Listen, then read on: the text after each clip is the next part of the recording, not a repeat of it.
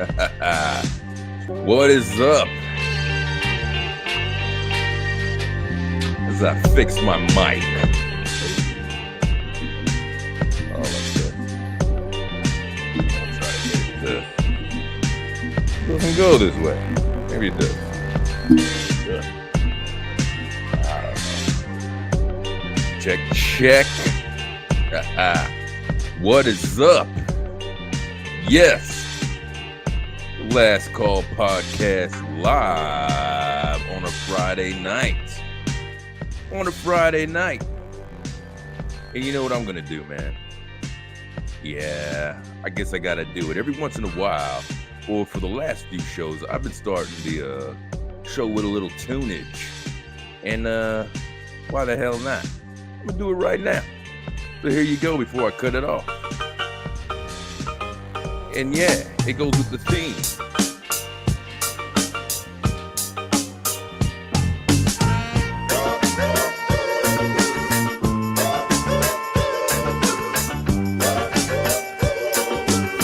You recognize it?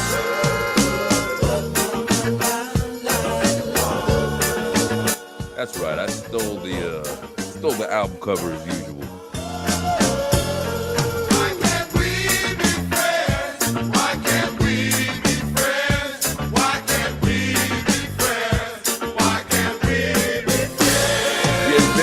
I seen you around. Joe is sick, man. Feel better, Josephine. Remember you when you drink my wine. Why can't we be friends? Why can't we be friends? Why can't we be friends? Why can't we be friends? I see Tiz in the house. See, I'm gonna put the link in a little bit. Call you, but you could not do.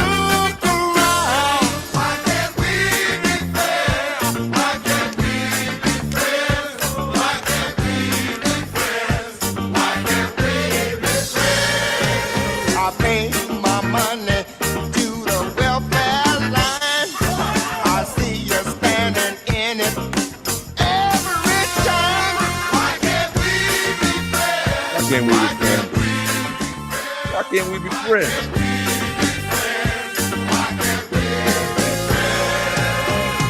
The color of your skin don't matter to me. As long as we can live in harmony. Why can't we be friends? Why can't we be friends? Why can't we be friends? Why can't we be friends? I kinda like to be the All right. Stop fooling around, man. What is up? What is up, people? Yeah. It is Friday night. You know what this is? God damn. This is Last Call Podcast live. Starting it up, man.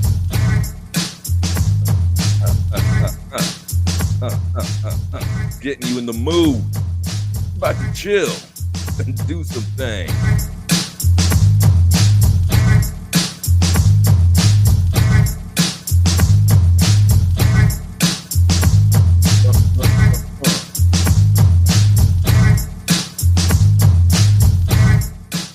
Friday night. How was the week, man? It felt like a long ass week, didn't it? But we made it.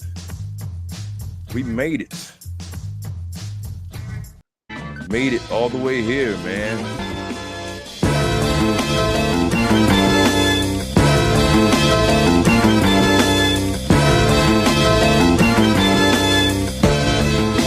Made it all the way over here for Friday night, man. Shit. My Wire fans out there, we got to do a Wire show, don't we?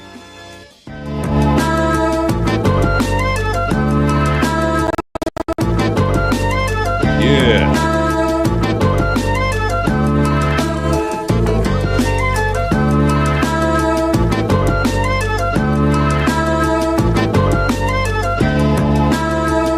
Right.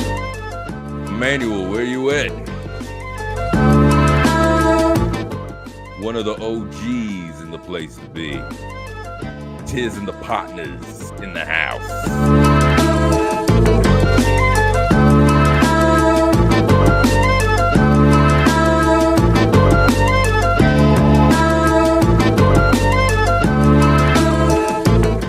Do me a favor, man. Do me a favor as we start here, folks.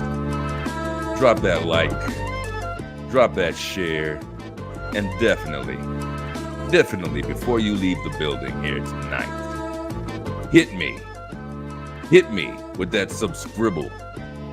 Please subscribe to my little channel. We're building, and I appreciate it. We got a couple new subscribers every few weeks, man, and I appreciate that. And it's very cool, man. I'll tell you what we do over here while I got you before we start and before I drop the link and everything as well. It's Friday night. Friday night is usually when I do my live, all right? And you know, we get on here. Sometimes we have a themed night. Sometimes we have, like tonight, it's going to be kind of like an open forum. I'm going to have some discussion, some topics that are just floating around the webiverse, man, or the interwebs, whatever it is you cool cats call it, man, and just discuss it, feel it out. You know, I'm gonna drop a link. Hopefully, my homeboy Tiz will join me. I don't know if he got his Tiz top 3. We could do that tonight. My homegirl Josephine, who normally joins us, is out tonight, man. She had a very busy couple weeks, man. I don't know. You know, she's been doing her thing over there. And then, was it only last week or was it the week before? I don't even know how much time has passed. She did her own, and nothing I can say I'm involved in because I don't understand everything that the sector's doing these days. But had a huge event that I suggest you guys go back out and check out, man. And I don't even want to mention names and all of that because I'm not really involved like that. But I did check in. I had to check in on my girl, see what she's doing. And she was holding court and talking to a whole bunch of people, man. And near the end, man, a whole bunch of women, man. I couldn't tap in at that point, man. Women's power movement going on in like the 4th, 5th hour of streaming, man. But for what I got to witness, it was very good. She was doing good things, holding court with the group, and I know some very positive things out of that event came out, just socially and support wise. Very, very, very cool. So let me do something here. Actually, I'm still doing some housekeeping here. So that's once a week we do the live. That is tonight at 9 o'clock. Other than that, if you've seen some stuff from my page, which this week was about the so-called track athlete. Well, I guess she was a track athlete by the name of Clara Adams, and we're gonna be talking about that tonight too. But I did drop about a 15-minute video discussing that scenario and some of the outcome and some of my opinion with that too. So just check out my channel, man, and subscribe. You got nothing to do. It's Friday. I almost forgot the rest of the word. It's Friday. You ain't got no job. So subscribe, mofo.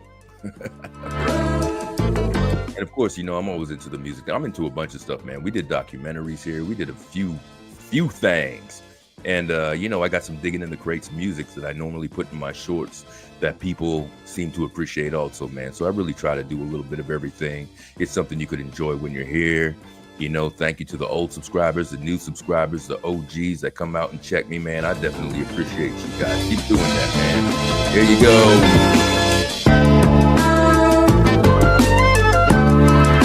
Yeah.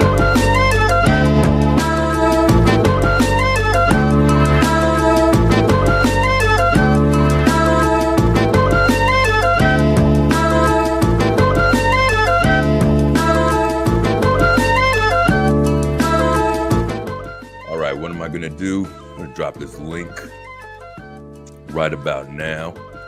The homie Tiz chooses to step up.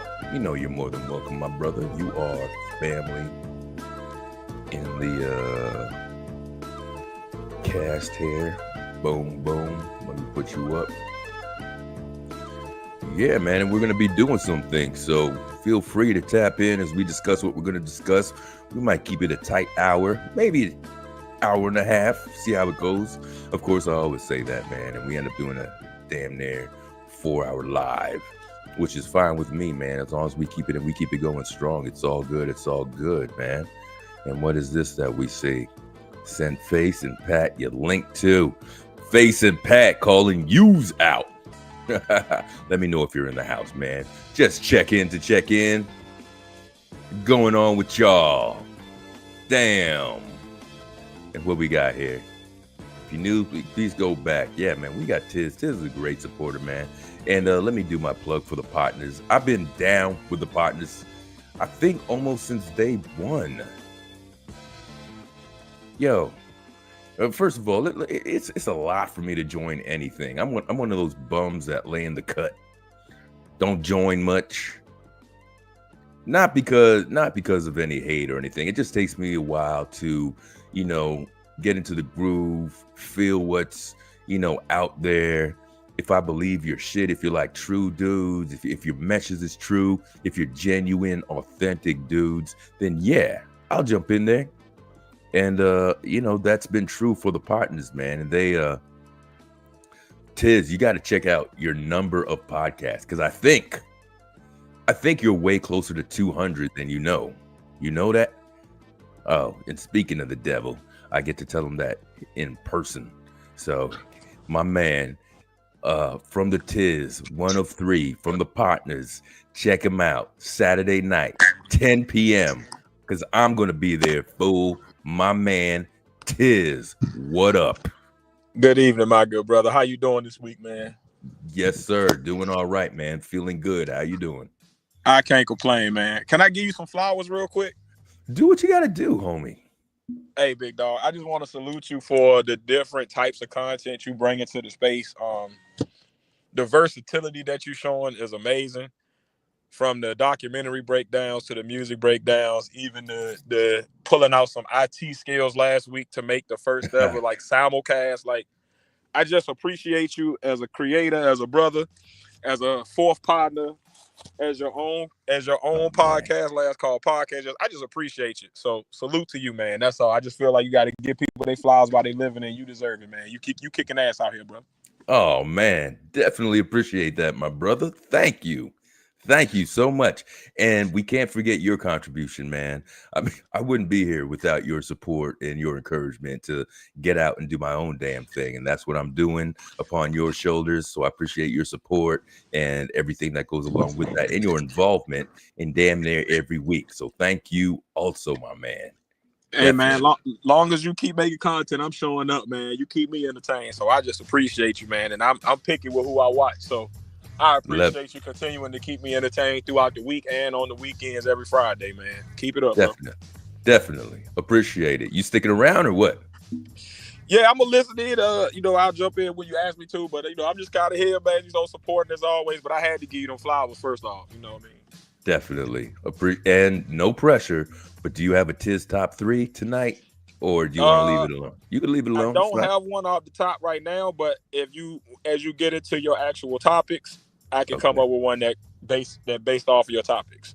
Beautiful. All right. We can do that, man. Holy smokes. It is Friday, folks. We doing it. And yes, please, man, feel free. Anybody listening, man, Replay Gang, or anybody who just stumbles upon the channel, go back and check some stuff. I didn't jump in this to run the podcast game or do all the tricks and this and that people do to keep the viewers and all that stuff. I'm just a dude that talks. I'm actually not even a dude that talks that much. I'm a dude that's doing this once a week and trying to keep it alive and trying to keep it authentic, true to myself. And anybody that likes that vibe, that likes something maybe even a little intellectual, even sometimes a little silly, but going back and like the references and like to expand and even contribute and learn new things, this is what we're here for, man. So please join us, subscribe. Good to meet you. Good to have you. Stay with us. This is the stuff that we do. What's up, Kimberly? Good to have you. Good to see you in here as well. So with all that in mind, man, I think it might be a good time to get into a couple of the things that I want to talk about this week. Let me see what Kimberly's saying over here just before we go on. Been doing yard work and got more to do. Working on the curb appeal. My backyard is I feel that, man. This one thing that comes along with this weather is the amount of yard work and it's never enough. It's never enough. You got to do more cutting. You got to do more trimming, this and that. This doesn't look right. You got to plant this, that, the other. Whatever you got to do, you just got to do it, man. And then, what can you do? Reward yourself at the end of the day. Get your little drinky drink. I'm not gonna tell you what to do, but you do what you got to do to relax at the end of the day. And if you're an old schooler like myself, man, muscles will hurt. So you got to take care of that too, man, and all of that. So yeah, let's keep it see what you say here. Moved away from me. All right. So a lot of things. I feel like I want to catch up on a couple things, and I want to introduce maybe a couple things. I still made a couple videos that are to come out. Hopefully, because I only like to do one video a week as far as the noteworthy newsy stuff is concerned. So actually, let me just get right into it and talk about this one as we get into it here. So this week, I dropped a video. I don't know if I put it on in the background. Why not? Hang on as I do that. I decided to do this video. I can't talk and do this at the same time. I'm an idiot. I did. Where are you? Why aren't you showing up over here? Hang on, people. Technical difficulties, I think. I don't know. There's that going. Oh, I know. I didn't do that properly. All right, hold on. We're getting there. And that's exactly what I'm showing. So I did a video on Clara Adams. Tiz, you familiar with who Clara Adams is? As we look in the background. Still there? You're on mute, homie. No, my bad. Yes, only because I watched your video this week, though. I wasn't familiar with the case till I saw your video, but now I am.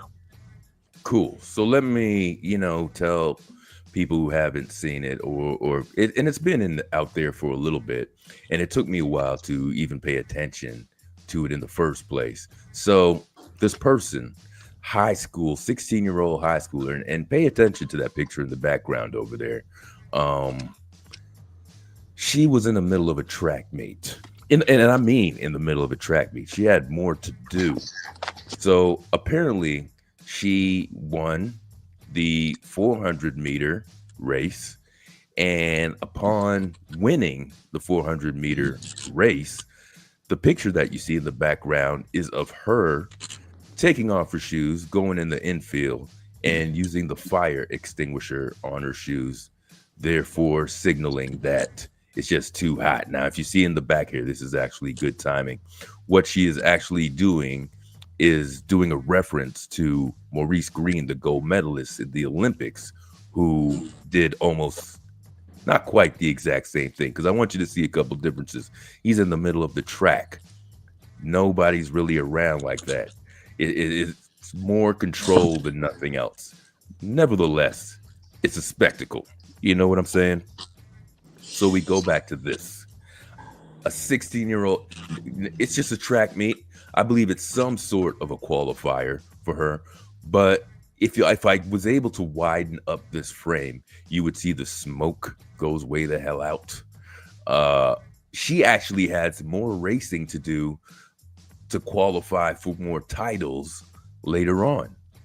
Now, the CIF, it's the foundation, the federation that governs the whole thing. They didn't like this too much. So they decided to disqualify her from the meet for unsportsmanlike conduct. Her father, who put her up to it, didn't like that. I don't know if I have the video here, but he's going to hop. The father, who is also her coach, would hop over the rails, which is another violation. to cause her to get disqualified to go and assist his daughter. Right. Now they want to sue the federation for denying her and disqualifying her from this event as well. So this is where my perspective comes in on the whole matter with this. I think she's wrong. Man, I think the father's wrong. I think it's immature. I think it was a little bit of a silly spectacle that she made here as well. Now, here in the video, as you're seeing, look, man, you're not even doing it on the track like Maurice Green did it. These are people got to breathe, man. You don't know anybody's condition out there. It's not so spaced out like the Olympics. This is somewhat close quarters to be doing such a crazy thing in. All right. And they haven't seen the likes of this ever. They said in about 20 years ago is when they had to strike somebody else. Look at how much particles is going out there. They had to strike somebody else 20 years ago for unsportsmanlike conduct. I'm not sure exactly what that conduct was, but anyway, that was the last time they had to do it. And this is the way that they had to deal with it this time. So, Tiz, you all right over there? I hear some banging around. You all right? Yeah, my bad. I'm in my car, big dog. My bad. All right, no problem. Adjusting my seat to get a little more comfy. My bad. All right, I got you. Taking a quick sip of my drink over here. Not alcoholic. Don't worry. So I don't know. There's an uproar, and there's attorneys, the whole deal, to try to defend this action versus taking accountability. Now, you know what I'm going to do? I'm going to my video over here. I'm just going to fast forward my video for a little bit and take you to this part, because this is what made me think of this right away. Of this. Hold on. Remember this? That's me, baby. That's me. I did that. I drew that up. Yeah. Run it again. All right, 1-4. Linda.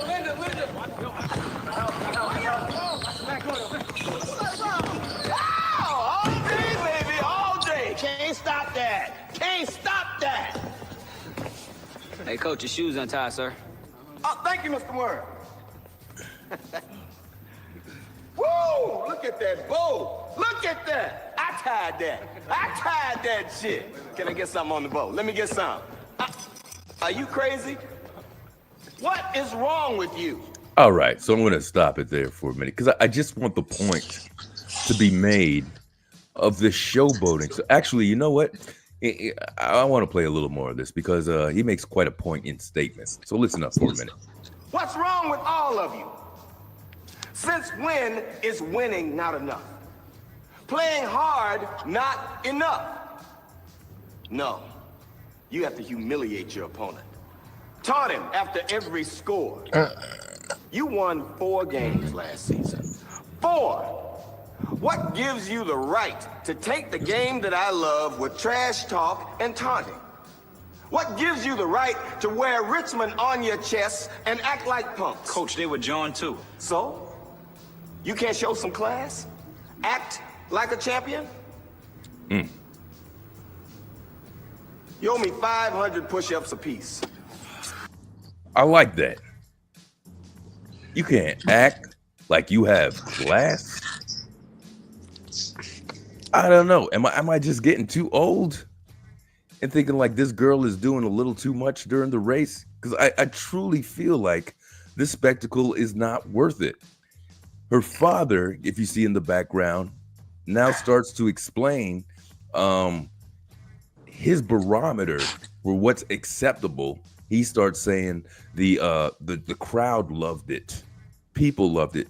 Since when are you doing stuff, especially in track and field? You're not, it's not gymnastics. It's not some sort of show stuff where you have a routine. You simply perform against the time and other people in order to be a champion. You don't appease or appeal to the other people just because. So it shows the father's immaturity, in my opinion, to condone this, not even just condone this type of behavior, but to set it up, to promote it, to make it happen. And now to try to get a community behind him to say, oh, his poor daughter was robbed out of a moment. I don't think so, man. I don't even see it that way. Tiz, you got anything on this, man? Yes. So I have two different perspectives. I have the perspective of Tiz growing up as a lifelong athlete, growing up in my generation and how I was taught and coached. And then I have a different perspective growing up, being a parent of a child of this generation and kind of understanding better what's going on these days. So from my perspective, if it was me, and you're talking to me, just me and how I grew up, I think it was unnecessary. You know, I grew up with Barry Sanders handing the ball off to the ref after every touchdown. He's the greatest running back I've ever seen. Nice. Make spectacular plays, make 8 people miss, score a touchdown, and just hand the ball off to the ref like he'd been there before. And that's kind of the school I come from. I don't talk a lot of trash on the court or the field. I get the job done, and I want to win. If we win, then I can celebrate, but I don't celebrate till the win is done. That's my perspective. So I don't think it was necessary that she did this. I also agree that not so much in the aftermath, the dad being the problem, but I think that if you are her coach, now if you just her dad, I understand you taking the perspective of just defending your child. But as her coach, your job, and this is coming from a person that was a former athletic director and coach, your job is to know the rules, regulations, protocols, procedures of whatever sport you're coaching. Damn. The rules of that league, the rules of the governing bodies. Like, your job is to prepare your athletes for what they will have to come across from the referees, the officials at the track, the officials on the field, whatever, and to prepare them for that and make sure that they know that. So the fact that he's a coach and didn't realize that this was a violation, I think that's on him more than her. She's a 16-year-old girl doing whatever her dad/coach tells her is okay. So I don't put a lot of fault on her, especially the generation she grew up in, but I do think that he should have known better. And I think that if it was me, I would always coach my players to act like you've been here before, and we celebrate when we win. We don't celebrate in the middle. We don't celebrate when we're up 5. We celebrate when the game is over, clock is done, and we won. So that's the first perspective.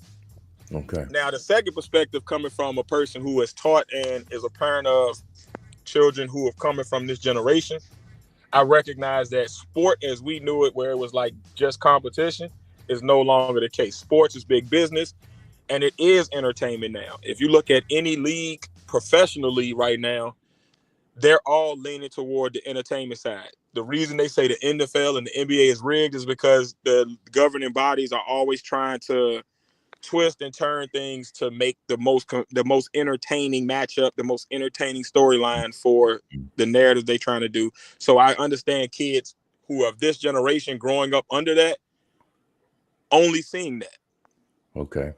You know, you got people in the NFL, they make dancers famous. The Gritty is famous because all these NBA and NFL players are doing it after they score 1 basket or 1 touchdown. So, like, that's when you have a 16-year-old, she doesn't know what happens before that. She only knows what she's grown up in. And what she's grown up in is a culture of, I'm going to taunt. Like, there's kids on the playground. I used to have to stop my kids in PE class because every time they caught a ball on somebody, they want to do the head top dance and take 5 minutes to celebrate, and everybody run on the sidelines. But that's their culture. And because I don't understand it doesn't mean it's wrong. It just means that it's not what I'm used to or what I would do. So I do, and I also look at it from the perspective from a newer perspective of, what did she actually do that was really that harmful? I understand the condition of, like, you might have somebody with some allergies or something around, but same thing could be said for Maurice Green on the biggest stage, period. And that stuff spreads with the air. So same thing, but we're penalizing this 16-year-old girl who is immature, who is a child, who is learning. And we're like, you stripping her of that win could discourage her from being an athlete forward. I think there's a better way that we could probably teach her lesson without necessarily also saying the hard work you put in to win that race is negated. I think at all costs, though, on either perspective, I think the biggest onus goes back to the dad because he's her father and her coach. So on two levels, you have a responsibility to prepare your child and your athlete Right. for what to expect when they go into competition. If you know that this is a violation, you still have to let her know, hey, when the match is all done, when we're about to leave and everything is done, do your thing. Okay. But during the races, while the meet is still enacting, while they're still calculating points, you got to act like you've been here before so you don't penalize the team or yourself. And that's your job as her dad and her coach. And no matter what the perspective, I think the onus lies back on him because he's the responsible adult. He knows he's supposed to know the rules, and he's not the immature one. I expect immature activities from a 16-year-old. I don't from a 40-something-year-old. Okay. So I think that was my perspective. It's contradictory, but I do see both sides. I think that the common denominator, though, is dad, coach, not doing his due diligence, not preparing his athletes and his daughter for what could come if she does something like this. Because you're not going to, like my son tells me everything. He's so excited about everything he thinks of. He wants to tell his dad. So you're not going to tell me that before this match, she didn't, to have a extinguisher ready and all this, like she knew what she was going to do if she smoked them. So you as a dad had an idea. And for you to run down out of the stands after the fact, instead of, for one, you're a coach. You can be and this is 2004. So she wasn't even alive when Maurice Greene did it, by the way. Exactly. So she's seen it on YouTube clips. So she doesn't even have the context of why he did it, when he did it, none of that. She just saw the clip probably and was like, ooh, this is cool. But dad you're not going to convince me that a father, if you're a great father, you were not locked in, especially with your star athlete and she's your daughter. If I'm coaching my son's team, my son going to tell me, hey, Daddy, when I catch it, I'm going to do it gritty. No, son, act like you've been there before. Or wait till we've won. When the match is over, they've calculated the points. They've already announced the winners. We've done with the podium. Then you get down and do that. Spray your cleats if you want to. Because now it's nothing they can do. We're done. Because you gotta this know prevented her you gotta from be a dad, and you got to guide your child to understanding time and place.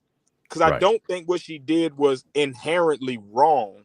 I think what she did was bad time and place and not understanding situational awareness of how this will affect my team and myself in this meet. And that falls upon the father and the coach. Right. So even if it wasn't his daughter, if it was another person on the team, if he's the coach, that's his job to know the rules, prepare your athletes for all rules they will encounter, get them as prepared as possible, and make sure that they know, hey, we don't do this, we don't do that, and then this is how we handle it. So it just falls back on the adults, and I think that we're failing our kids because a lot of adults want to be clout. They want to be the vibe. They want to be the face. It's the same thing with AAU basketball. It's the same thing with this 7-on-7 football that's going around. Like, it's a lot of coaches that want to be the star instead of letting their athletes really grow and develop them, which is your actual job as a coach. Absolutely. I absolutely agree with that. The part, I just think it was more self-serving. And I want to give her credit in her not really knowing the magnitude of her selfishness, aided by her father. Yes. Your job is to teach your kid what that looks like. Like, how do you best serve a team? Like when my son just finished his basketball season maybe about 4 months ago, right? And it was his first time playing like actual organized basketball, right?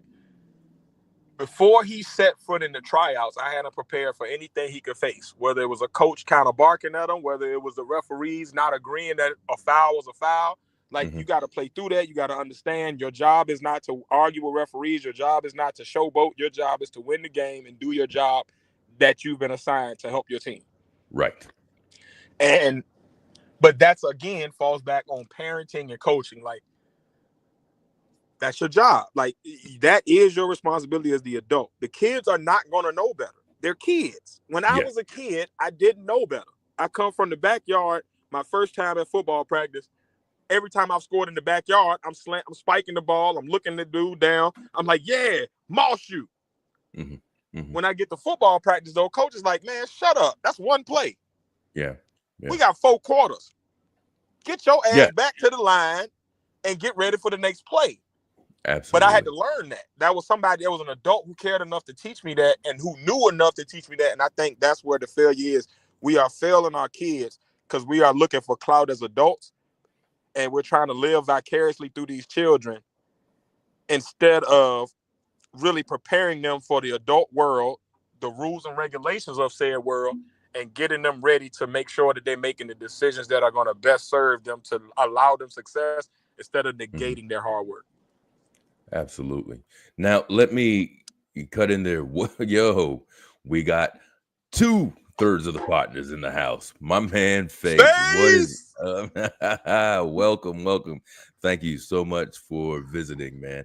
And so Hey, I don't get too sidetracked off of No this, curse man. out, no curse outs this week. Last call. I told you. I shared it with the bros. Ain't no excuse. If they don't show up, it's on them. But hey, I told them. So let me share a little bit with the viewers out here. In case you didn't see, by the way, we're in number 40 podcast of how ridiculous that is, man. But last week You we had almost a lot a year of fun. in, bro. How crazy is that? Last week we had a lot of fun chilling out here, man. And I decided with Josephine, it was one of the rare occasions where the partners and Last Call had a podcast on the same night. You know, sometimes it just works out like that, man. And as kind of like a joke, I wanted to see if we could quote unquote interrupt the partners podcast and sort of see if we could wedge our way in there. And the technology actually, Face got lost, but he's coming back. See if the technology would be able to work, man. So we actually had both of our podcasts going on at the same time. I was up in their podcast, they were up in mine, and it was just a fun little experiment that we had that seemed to work.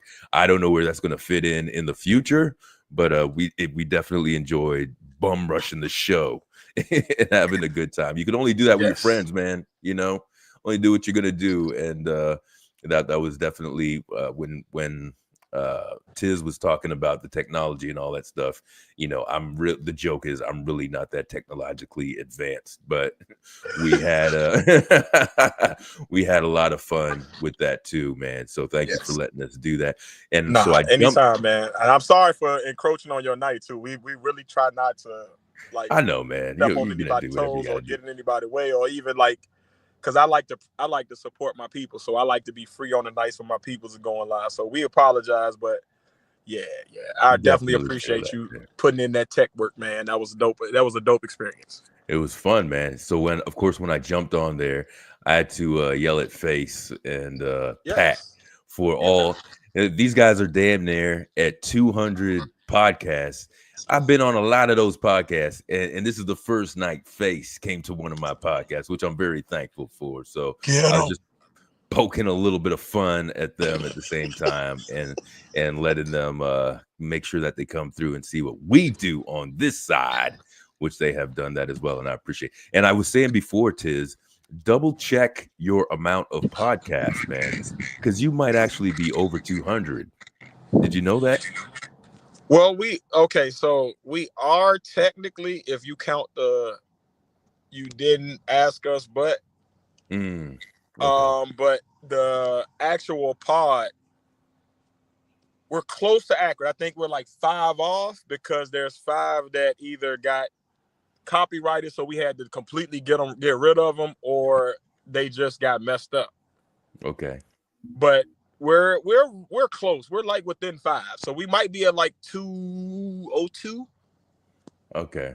But we're close. We're somewhere in that range. We're not that far. But if you add in that you didn't ask us, but we're well over 200 or something. Okay, because I don't know. 200 is kind of a big deal, man. I don't know if you want to, you don't even have to have a celebration for it or anything like that. But even calling out like 200 is a big deal, bro. Yeah, you know man. what I'm saying? So like, call it out. Do what you gotta do. Oh shit, Pat here. Yeah, Pat. So he said, nope. He said, nope. Got all three, fool. Yo, Oh that's my fire. goodness. That's fire. What a historic night, man. Damn. I had the I didn't Pat expect to Award see in Pat. Because Pat was the one that was the Mason most here, bogged man. down. Got That's fine. Tiz in here, man.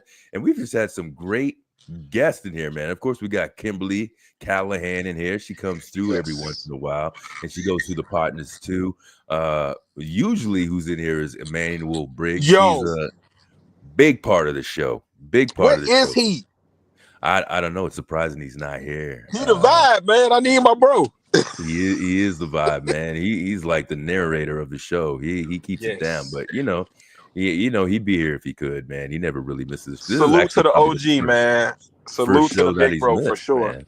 Yeah, and we had Information Man step through here sometimes, man, and some Yo, people too. Now I want to tell you, when you get people like that, them people that's like, they have a real internet presence, I want you to understand where you at, Last Call. I know it's the subscribe account can sometimes confuse you, but when you get people that's that major coming through, that means you're making an impact, because them people don't have time to just Ooh, find little people. So that means you actually are saying something or doing something that they really resonate with, and that's a dope feeling. So gotta believe you, man. Gotta that's why I believe tell you. you, keep up the great work, man.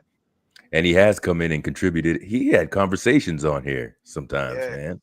It's Yes. like, damn, Like, dude, that's why I tell you, I don't think you realize what you're doing because you do it so humbly, but it is there's a thing to being humble but still recognizing who you are, and you have a presence where people from all over the sector and outside of it like can vibe with you, and I think that's a key, because you can pull together so many different audiences to your audience. So appreciate that, man. you on the right track if you got them kind of people stepping through. I remember when Max V first had Pocket Watching with JT stop through.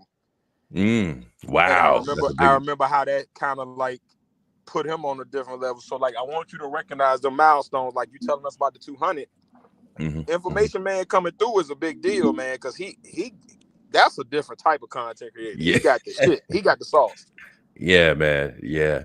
And it's hilarious. A brother of a certain age was on here and we were talking then Information Man tapped in, you know. And first of all, you notice the audio quality when he's whatever microphone he's using, whatever production. Remember what you say about his production. You're like, who is doing that? No, his shit is different. That motherfucker got graphics and cut screens and it, like this shit, like his shit like a TV show. Oh shit!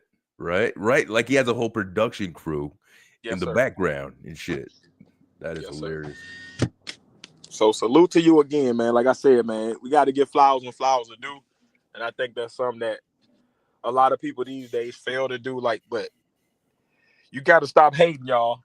When people doing great things, you got to recognize it, because that only gives you inspiration to do more great things yourself. So you just got to salute it, man. And you support him, mofo. Hit that subscribe, y'all. And here we go. We got Stephanie in the house also. So maybe we'll transition a little bit. I don't think I got I'm not sure I had much more to offer about this Clara Adams. There was one more thing that you said. You said you know, you related this whole thing to our kids while we were coaching and stuff like this. Is this I'll ask quite plainly, is this a black thing? I would say it's a young people thing. Like, it's a young people thing. So I worked at a predominantly black school, like 98% black. It was like a couple of Mexicans and a white kid, right? Every one of them did the same shit. When we went to competitions. I think we may have lost Tiz momentarily. Tiz drops out once in a while. It may happen. I have no doubt that he'll call back. What's up, though? What's up, Stephanie Collins in the house? We got YM in the house. Everybody else, thank you for joining, man. Definitely appreciate it. We started off hot. YM, I know earlier you wanted to talk about the Clara Adams thing. We sort of just did. that little bit of a segment there. But, we might relate to it after. We're kind of wrapping it up. And Tiz had a point before he got knocked off over here. My apologies for the about- fat fingers and the fat face, man. Yeah, it's cool. It's cool. Whatever. I'm working off the mobile tonight. But yeah, I think it's a young people thing. If you look at, so what I do is I like to stay tapped into, like, I don't really be on social media too much, but I do watch a lot of YouTube shorts just to kind of stay tapped in with like what young people are doing. Mhm. So I don't get too out of touch. And so I kind of have a perspective on like, all right, I may not agree, but I at least get why they're doing it. Mhm. And a lot of the young kids that's just the generation they're in. They're in a celebratory culture. They're in a turn up culture. They're in a culture of clout. Like, Mhm. and this is their reality. It's kind of like Okay. when we were first growing up with like hardcore hip hop, and our parents were like, "What the fuck? Why are you listening to all this cursing? Mhm. This is crazy. It's misogyny. They're calling people bitches." When they was burning CDs, all that shit. Like, that's what we grew up in, and it was a culture shift. And them older people didn't get it. We got it because we grew up in it. I grew up in from 83 on out. So I grew up, nothing but hip hop was around me. So I understood that culture. But my mom didn't for a long time. She gets it now. But I think it's the same thing with us. Like, these babies are being guided by social media. Mhm. On social Yeah. media, it's no longer full games, or like when we grew up, we would watch the hardwood classics on cable or In a something to big see the way. old games. They're just watching highlights. Mhm. On the highlights, what do Mhm. you see? I'm pounding Okay. my chest. I'm doing a little dance. I'm shimmying. I'm throwing up the 3-point sign. Ja Morant throwing out rocket launchers. Like, it's all types of shit going on. And this is their culture. And if we can fight it, but at this point, it's more of them than us. So we can either fight it or we Mhm. can try to understand it and guide them based off understanding them. So Didn't my even the thing is, NBA have to be like, go ahead. yo, stop this celebration shit? You know what I'm saying? Yeah. YM making a point over here. And I did consider this when I was making my video, the dancing in the end zone and everything.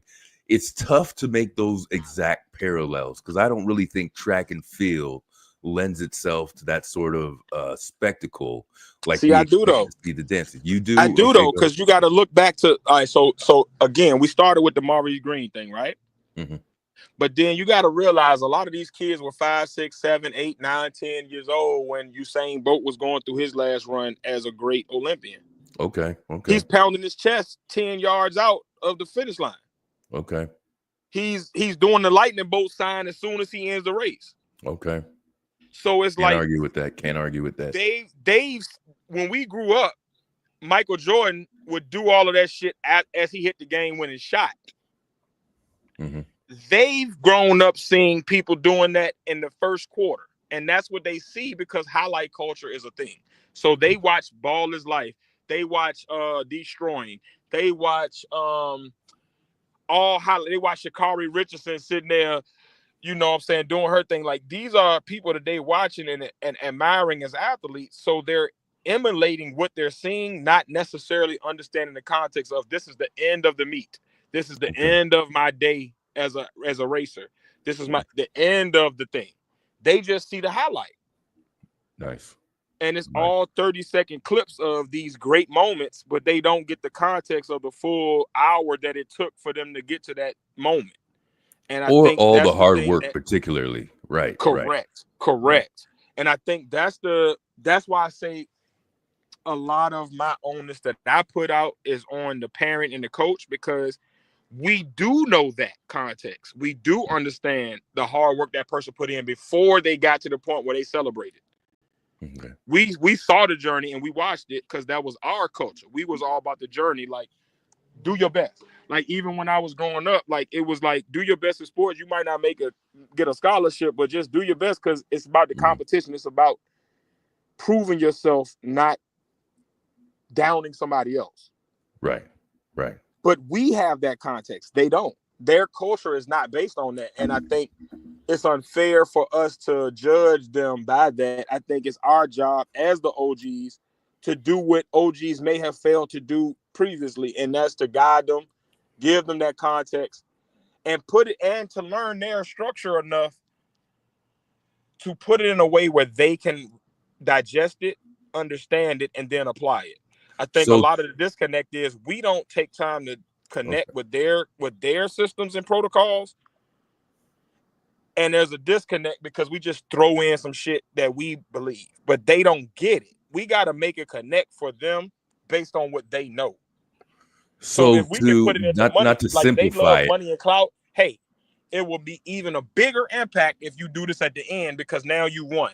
It's going to look crazy if you do this celebration and then we still lose by 20 points at the end of the track meet and our team loses. Right. And you the only one on the podium, but we all fucked. I think so to simplify a little bit, is social media a huge percentage of this disconnect? You think? Yes. I would say social media and the social climate. Because like there's kids, like my kid doesn't be on social media. He doesn't have a social media account at all. He's never been on YouTube without it being a YouTube video that me or his mother has pulled up for him. Mm-hmm. But he knows Mawson. He knows Head Top. He knows the Gritty. And he does these things at random moments when he does something small or big. Mm-hmm. And it's up to me as his father understanding the context of why he's doing it, but then giving him the bigger, broader picture that I also have context of and letting them know, hey, yes, this may not be a bad thing that you're doing, but when you're doing it, it's not appropriate. You make a stop on defense in the middle of your basketball game. Don't you Gritty back up because they're going to run a fast break and now your man has beat you because you over there dancing. Thank you. Yes. So it's like, it's understanding what they're doing, internalizing it as with our perspective, and then teaching them and guiding them. I think the piece that's missing is a lot of these coaches are looking for clout themselves. They want the viral moment. Ooh, yes. Because it makes them bigger. And when you get into that, and I think that's where, especially at youth athletics, has gone. Professionally, I don't know, but youth athletics, I can tell you, between AAU culture, and I'm talking about track, soccer, basketball, football, baseball, I'm talking about traveling teams, I'm talking about all these different leagues that are popping up out of nowhere that are just there to basically pat the back of coaches that are maybe even mediocre, but because they have a lot of talent on their team, they're not even guiding, they're not even teaching fundamentals anymore. When you look at basketball, these guys are the most talented players ever, but have no understanding of how to use that talent to maximize the efficiency of the game. Yeah. And these are the things that's our job. That's our job to fill in those gaps for them as they're growing into adults. So when they become adults, they're better informed. And I think, again, that's why it goes back for me to the dad. You're the coach and the dad. You have a responsibility to your daughter to make sure she understands her place in the world and understands the full context of the world and how these things that she does is going to be perceived. It's also your job as a coach to understand the protocols and make sure that your child doesn't get penalized for something unnecessarily because you failed to teach her, don't do that here, do that there. Very good. Very good. So I think it's incumbent upon us to really be parents and guidance. And even if it's not your kid, if you are a coach or you are a mentor or you have kids that are listening to you, give them the added perspective in their terms so that they can better understand and catch our lessons with their context. Now they know I can be this person, I can be free like I want to be, but I have to do it in a certain time and place to make sure I don't hurt myself. Right. Right. And we're losing that piece because online, everything is about a spectacle. It's about the biggest thing I can do. Spectacle is winning. Spectacle is winning. Yes. Absolutely that. See what Faith says. In track, I hear what you're saying about track, the victory laps. Definitely seeing its fair of showboating. I just want to get to a couple things here. Emmanuel, what's up? I would agree with that, Face, because we called on you. Discus and shot put. We ain't doing all that. YM. It's funny you bring up Sha'Carri too, because I brought her up in my video. I brought her up, and I group her with an Angel Reese. These people got the hype before they. This is what scares me about the whole thing. The amount of hype that was put towards an Angel Reese, anything before they actually accomplished or even had a professional day yet. They haven't even lived or filled those shoes before they deserved any of these accolades. And they came up a little bit, in my opinion. You might disagree with me, but they sort of came up a little bit as a disappointment, in my opinion, in terms of their performance. So a lot of blame goes towards those individuals, but their support system that didn't say, "Hey, man, you didn't even do any, you didn't win anything. You're not there yet. You got to work." Michael Jordan said it. The thing, we had to prove ourselves to earn that salary, to earn those sponsorships. Nowadays, you're getting paid on so-called potential, and a lot of these kids don't have the work ethic to live up to that to those potentials, right? I agree. Can I ask a question? Absolutely. Do you think maybe as an older generation who took sports very seriously and competition very seriously, do you think we still take it too seriously? Like, it is a sport. It's not like your life. This is a game. At the end of the day, sports are just a game. It should be for fun at the end of the day. Do you think I got to interject there, man? I got to interject there, man.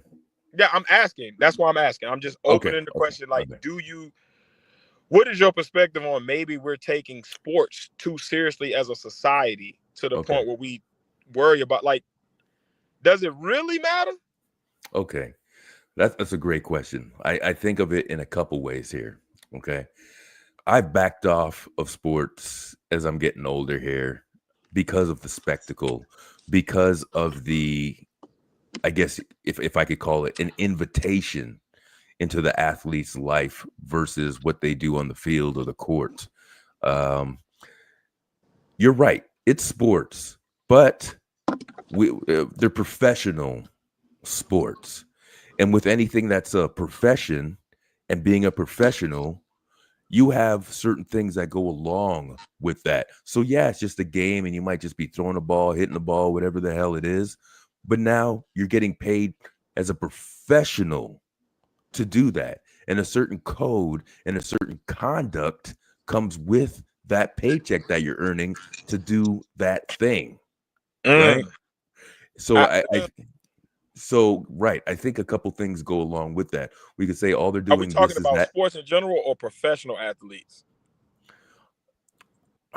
I think it's the difference, because professional athletes, their job is to entertain, to get endorsements, because most of their money is going to be made off of the field of play, especially these track days. athletes. Remember, there was a little bit of a threshold between, all right, you're getting paid as an athlete. It wasn't that much, but then you were getting paid more off of endorsements, where now you're getting like hundreds of millions of dollars contract. And then I would say the endorsements are secondary to that. Right. But not in track, though. Not so much in track. Track is one of the lowest paid sports.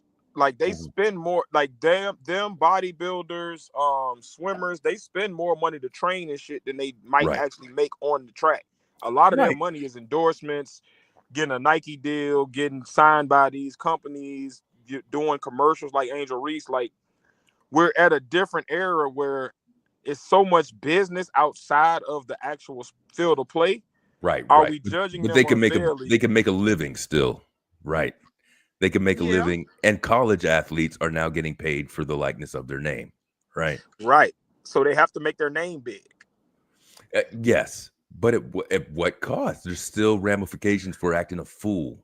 Absolutely. And I think, again, that goes back to knowing the rules. Like, there's a difference between Maurice Green knowing I'm not going to get fined for this, I won't lose my medal for this, I'm going to still keep my win, and you not knowing that this is going to disqualify me. And I think amateur sports is, I think the problem is, from just a coaching perspective, we're treating amateur athletes like they're professionals too early. At an amateur level, especially the high school level, middle school level, it should be about development. Just let me get you great at your sport. So when you do start chasing all those accolades, you have the actual skill, understanding, and know-how to back it up. When you speak to Sha'Carri, Angel, I think that's the problem a lot of people have with Angel Reese even, is her hype overweighs her skill. If Caitlin Clark acted a fool, nobody would bat an eye because she's really that good. And we can get into the race and all, but at the end of the day, when I watch basketball, I know basketball. She's a good basketball player. Yes. Angel Reese is a mediocre basketball player that is really hyped. Yes. And there's the discrepancy. And I think that maybe, I don't know if that goes back into the black or the young, but I do think that there's a difference in everybody can't be the showboater. Right. And if it, So I'm with you there. If it really came down to the talent, people should have championed around Caitlin Clark, but she wasn't the cool one. Or at least Juju. At the time, right? Right. And so it's just not the way that it turned out for that. Yeah. And I want to remind you, at least something that I read, and it may be outdated. It's for some years, but I'm sure the information hasn't changed a while. For the most college sports, in some cases, sports programs bring in upwards around 60, that's 60 to 70% of the funding for these schools also. So it is big business. You're absolutely right there. Yes. Just want to see what Amanda is saying over here. Sport these days, follow the Dallas Cowboys. If you don't necessarily have to be good, your brand just hyped up. Well, yeah, absolutely. This is why Emmanuel is vital. That's well said. That's the discrepancy I think we're all feeling. We grew up on sports being about competition, bettering yourself, becoming the best whatever athlete you can be. Mm-hmm. These days, it's about being the biggest brand you can be. Yeah. How do I make myself marketable? Because regardless, there's only a handful of us that's going to actually make it. So how do I make the most money out of this pursuit before I have to go into finding a regular job and becoming a regular, falling back on my plan B? And I think a lot of these kids see this as a bag, not as a real learning pursuit. They're not really worried about whether they get great. They just want to be famous and get as much money out of it as they can. Or as a career, as a professional career, right? That was one of the arguments, and I forgot. There's a very popular clip that's online or somewhere around, which would now be the older NBA players talking about the younger NBA players coming into the league, thinking it's a joke, and they're just doing this, that, the other, when they're not seeing it as a career, right? Indeed. Yeah, I think we're falling into an age of things necessary. Oh, losing you. Or fulfilling. Like they don't care about the things we care about, and I think that's a shift that we have to deal with. Because we could either just keep down on them, or we could find a way to actually connect what they believe in to what we believe in and make them better people. And I think that's incumbent upon our middle school, high school, elementary school, these AAU coaches like these, before they get to the point where they're thinking about a scholarship. It's your job to instill in them, hey, be the individual you love to be. Yes, build your brand, but do it within the protocols, rules, and expectations of society and your field so that you're not penalizing yourself. Because a lot, like a Ja Morant, amazing talent. But you're so focused on clout and trying to be the social media guy and the voice of the people that you're losing opportunities that you could have. Foolish. Yes. Foolish. And that comes from a lack of guidance, because his dad seems to roll with the same shit he rolled with, and that should never happen. Never do I want to live in a day where me and my son see things the exact same way. There should always be an older, experienced perspective that is leading and still there to give added context to situations so my son can be a better person. If I just let him guide it, it's a problem. Yeah, where are you at with that, right? It just doesn't make sense. That's a he horrible doesn't model. know any better as a team. But if I allow him to develop a certain routine or certain behaviors and I don't check it, that's on me. Yeah, because you're a grown-ass man. Yes, sir. Exactly. Yes, sir. Exactly. And drawing it back to that father, he should have been a grown-ass man and known better before that too. Absolutely. Like even in the in the post conference that they did or whatever, where he's describing where they're sitting with the fire extinguisher and stuff that you showed, like he should be more like, you know what, my bad. I should have taught her better. Da, da, da, da. There should be a level of accountability for him that's not there. Yeah. But because he's acting just like her. Like, I just want the clout. Yeah, we should be allowed to. No, sir, you should know better. You're a fucking coach. Yeah. You're a dad. Yeah. Be a dad and a coach, not trying to be her. You've lived your life. Absolutely. Some sad shit. Definitely. We don't teach no more, man. And I don't know whether to be scared of them or what, but it's pitiful. I think it might, but it is pitiful, man. Scared is a little bit of that word, but I also think they seek some of that spotlight too, which is a damn shame. That means you're not self-fulfilled, you know, and you're trying to live. We have 40-year-olds out here. Man, we got 40-year-olds out here trying to live their life through these young people lenses, and that doesn't fit. Be who we are, the older generation. We're not supposed to do those things. That isn't how we were raised. Right. I'm not one of those people like that. And I think at most times I'm highly critical of people like that. But when I sit back and really try to think of the parents that fall into this trap also, one of the things I think about is the technology is new for that generation too. So all the bullshit they wanted to do also comes out in that manner as if they were a younger form of themselves. You know what I'm saying? Yeah. So just a little food for thought there. It's like the poor person that got rich all of a sudden. Ooh, I can do all of this now, and I never got to do it. I'm gonna do it all. Yes. And then you're broke in 2 years. It's the same vibe. Like I never got the clout when I was in high school. My dreams were deferred. So now that these kids are doing it, let me try to get my vibe off of this. Let me get my fame now. And I'll even add at the detriment of the babies. At a detriment, but even a chance to damn near rewrite a history, to narrate now your own story. So I think a lot of people fall into. I'm not a social media guy like that for reasons, because I've seen people fall into I know there's some people that use social media somewhat responsibly, you know, maybe advertising, or, you know, kids that can't reach across the globe, whatever the hell it is. But I've also seen it used for very selfish purposes too. And I guess that's a little bit with everything. And from us just being a standpoint of human beings, we just have to know where to draw the line of where the fake news is at, you know? And I agree. And that's about it. Sorry, I didn't mean to cut you off there. Were you? No, you good. I was digesting what you just said. I had to take a double take. Yeah. All right. Cool. I agree. Go ahead.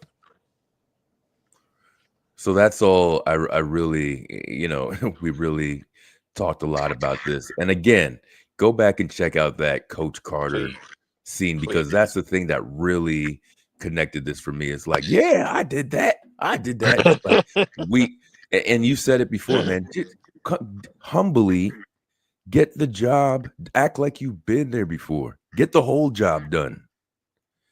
Because that's not the place. You know, even if you say, well, you know, it's not that disruptive of a celebration. When is the time for real celebration? After you finish the job. Outside, go to your car, have a celebration party that night, have a barbecue, something else. You don't have to celebrate and let it all out there. Act like you've been there before, man. You know? Man, funny. I just had this experience 2 days ago with my son on a micro level, but we're playing chess. And he takes my queen, and he gets up and starts chanting. Oh, no. Like he's in there doing a full-on production all across the living room.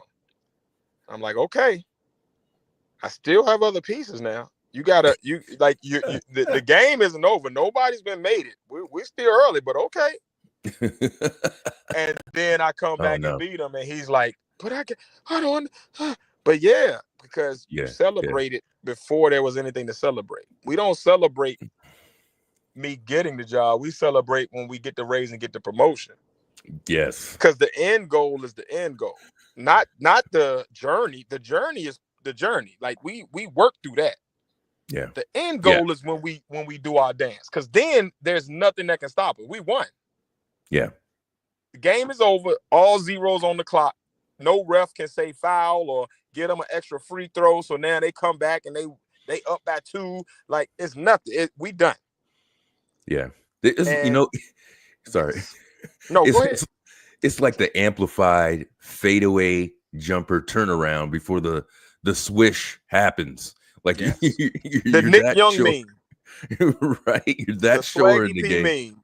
You I'm turn turning around with my hands up and the ball is rattled out and I don't even realize it because I'm looking stupid and they about to do a fast break and dunk on my ass and I'm sitting there hands up in the air grinning and shit, looking dumb as hell. And now I look at them run past me and dunk and realize, oh fuck, I done Yeah, you don't want to do that. What was that dude name for the Cowboys? He ran it was Leon Betts or something. Slapped it out his hand. That what you talking about? You celebrating at the 2-yard line and now it's a fumble and they got in a turnover. Yeah. Had you just cuffed it a little bit longer, or lifted it up, something. Just finish the play first and then do your little dance, do your little shimmy. That's the other thing.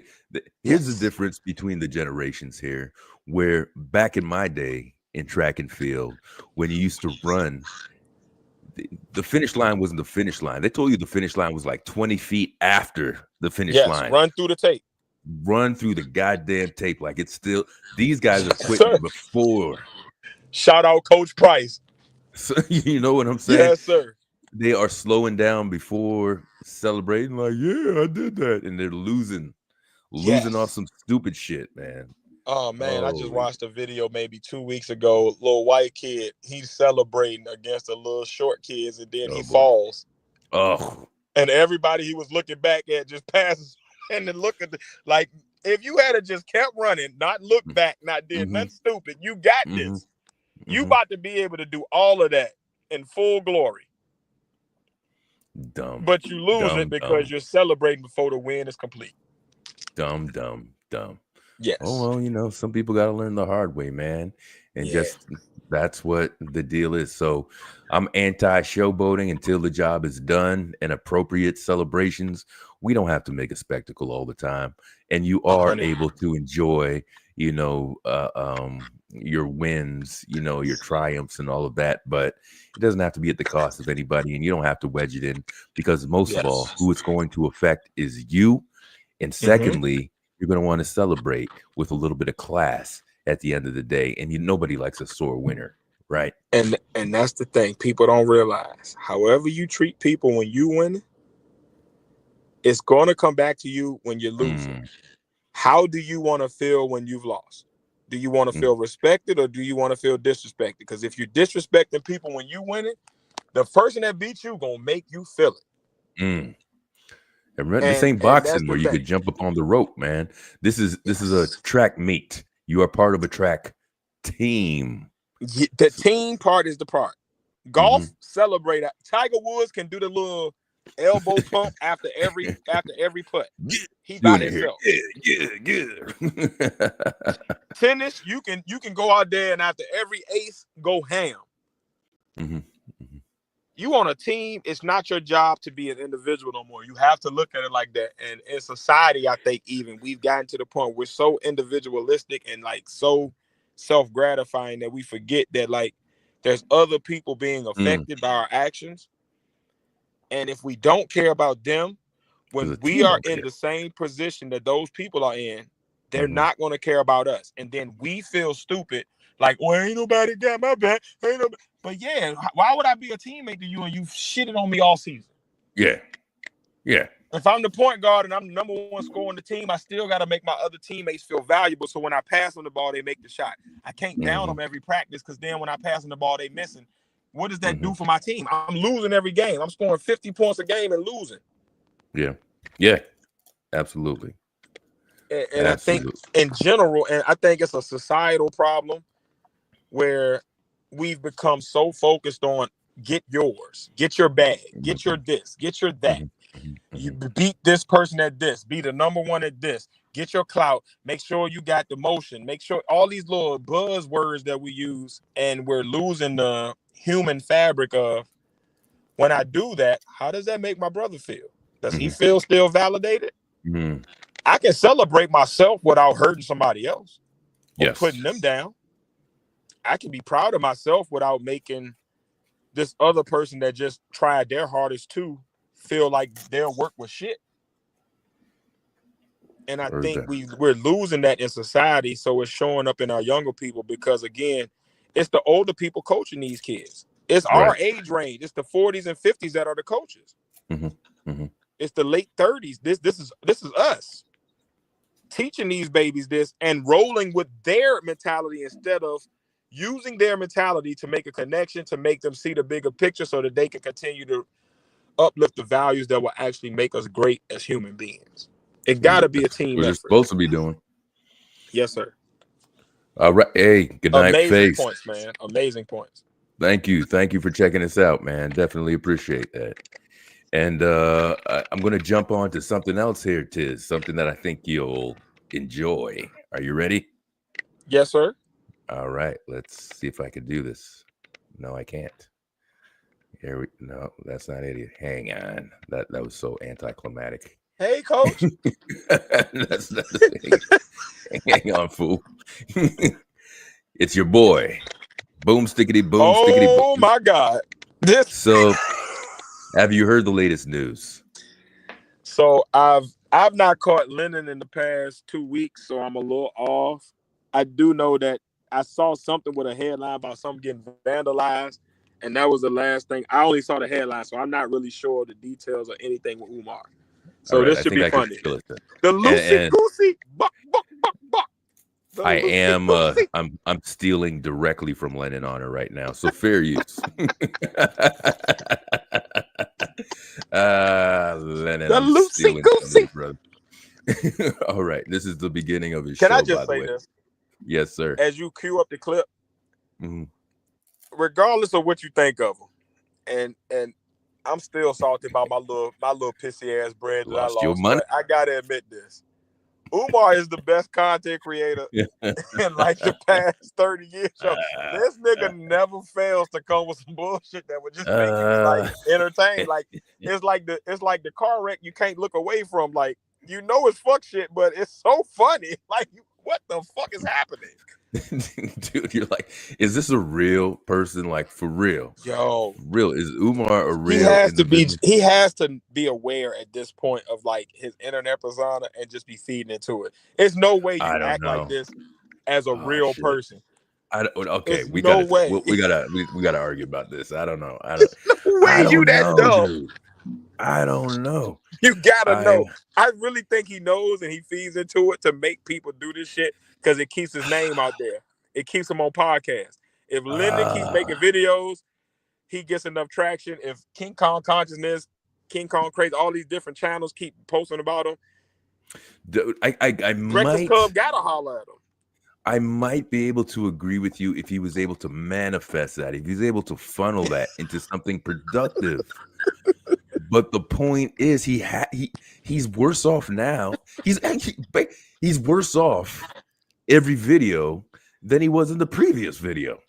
Yeah, I think we're seeing the downslide. Like, we saw the apex, we saw the rise. I think we're on that downslope because it's looking ugly. Because every time I check into anybody that's covered, it's like something so absurd. I'm like, how are you still getting any donations from any source? Like, what? Like, you mean to tell me it's that many dumb people out here still like, oh yeah, this sounds good? just what? People waking up dumb, deaf, and blind like this is a good thing to put my money into. What you know what? What else are you putting your money into these days? 100. If you're still giving to Umar, who else? What Nigerian uncle? Hey man, send me aluminum $3,000. siding? I'm gonna give you $15 million. Swamp Water, Florida investment. Are you sending a cash app? Hold on, did you say Swamp Water? What the hell is a Swamp Water? It's a piece of land. I'll sell you a piece of land in Florida that you could build a retirement home in. Yo, pay me, cash app me $200 a month, and when you're ready to retire, Tiz, I will have this land you will sign this deed in Florida that you could go get, and hook up with your Nigerian uncle to give you the rest of the riches, because Nigerian money comes in this black dye, and you got to buy the solvent of the black dye from me to be able to spend your money. Is what this is. Stop crying, yo. Holy shit, dude! Jesus Christ. Where are these people? Why are these people giving me money? Is my biggest. How do I get these guys to give me that money? God damn. Bro, this bro said Swamp Water, Florida land. Swamp Water, Florida. That's where I'm gonna tell you these 4 acres is full of gators. send me a check so you could have your piece of Swamp Water, Florida today. Man. Yo, you got me crying, bro. Hold on.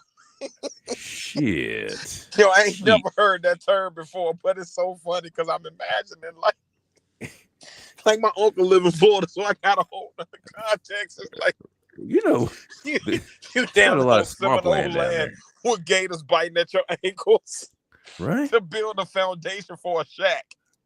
Yeah. You want to bring your family down there when you retire. Bring them all. Oh my God.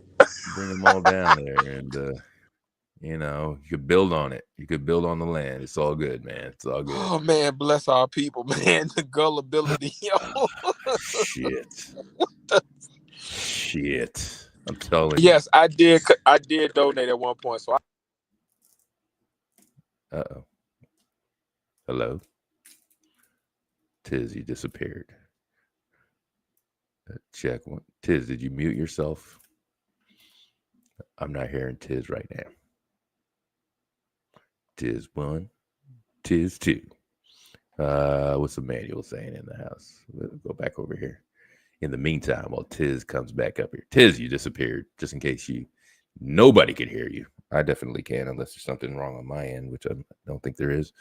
Talk about overhyped and nothing there. Right, Emmanuel? Jesus. And you know what? It comes down to, first of all, am I talking to anybody out here? Because I see Tiz's thing there, but I don't hear Tiz. Does anybody hear me? Can anybody drop a 1, 1, 2? And now Tiz dropped down completely. Just hit me with a 1 to let me know I'm not talking to myself out there, please. Let me check. Let me do my own little check. Because I think I have a pretty strong connection. I didn't used to, but switch up my provider. And Tiz is back in the house. Yeah, my bad, bro. Can you hear me? I can now. Yeah. Okay, cool. My bad, man. It's this damn. I got a new phone screen in the past 2 days, and my phone has been pushing buttons on its own for like. Yeah, I apologize, y'all. It's cool. So sometimes I'm like, was that me? Did I drop? Oh, and by the way, what's up? What's up? Think First. Give you a shout out when you came in. I don't know if you're a subscriber, but go ahead and do that, man, and click in here. Do what you got to do. I see you, Briggs. Thank you so much, man. Sometimes you're not sure. I could very well be speaking to myself for like a good hour. And good evening, YM too, man. I'm my bad. I saw you, but I ain't hit any chat, man. Salute to you, Queen. And have the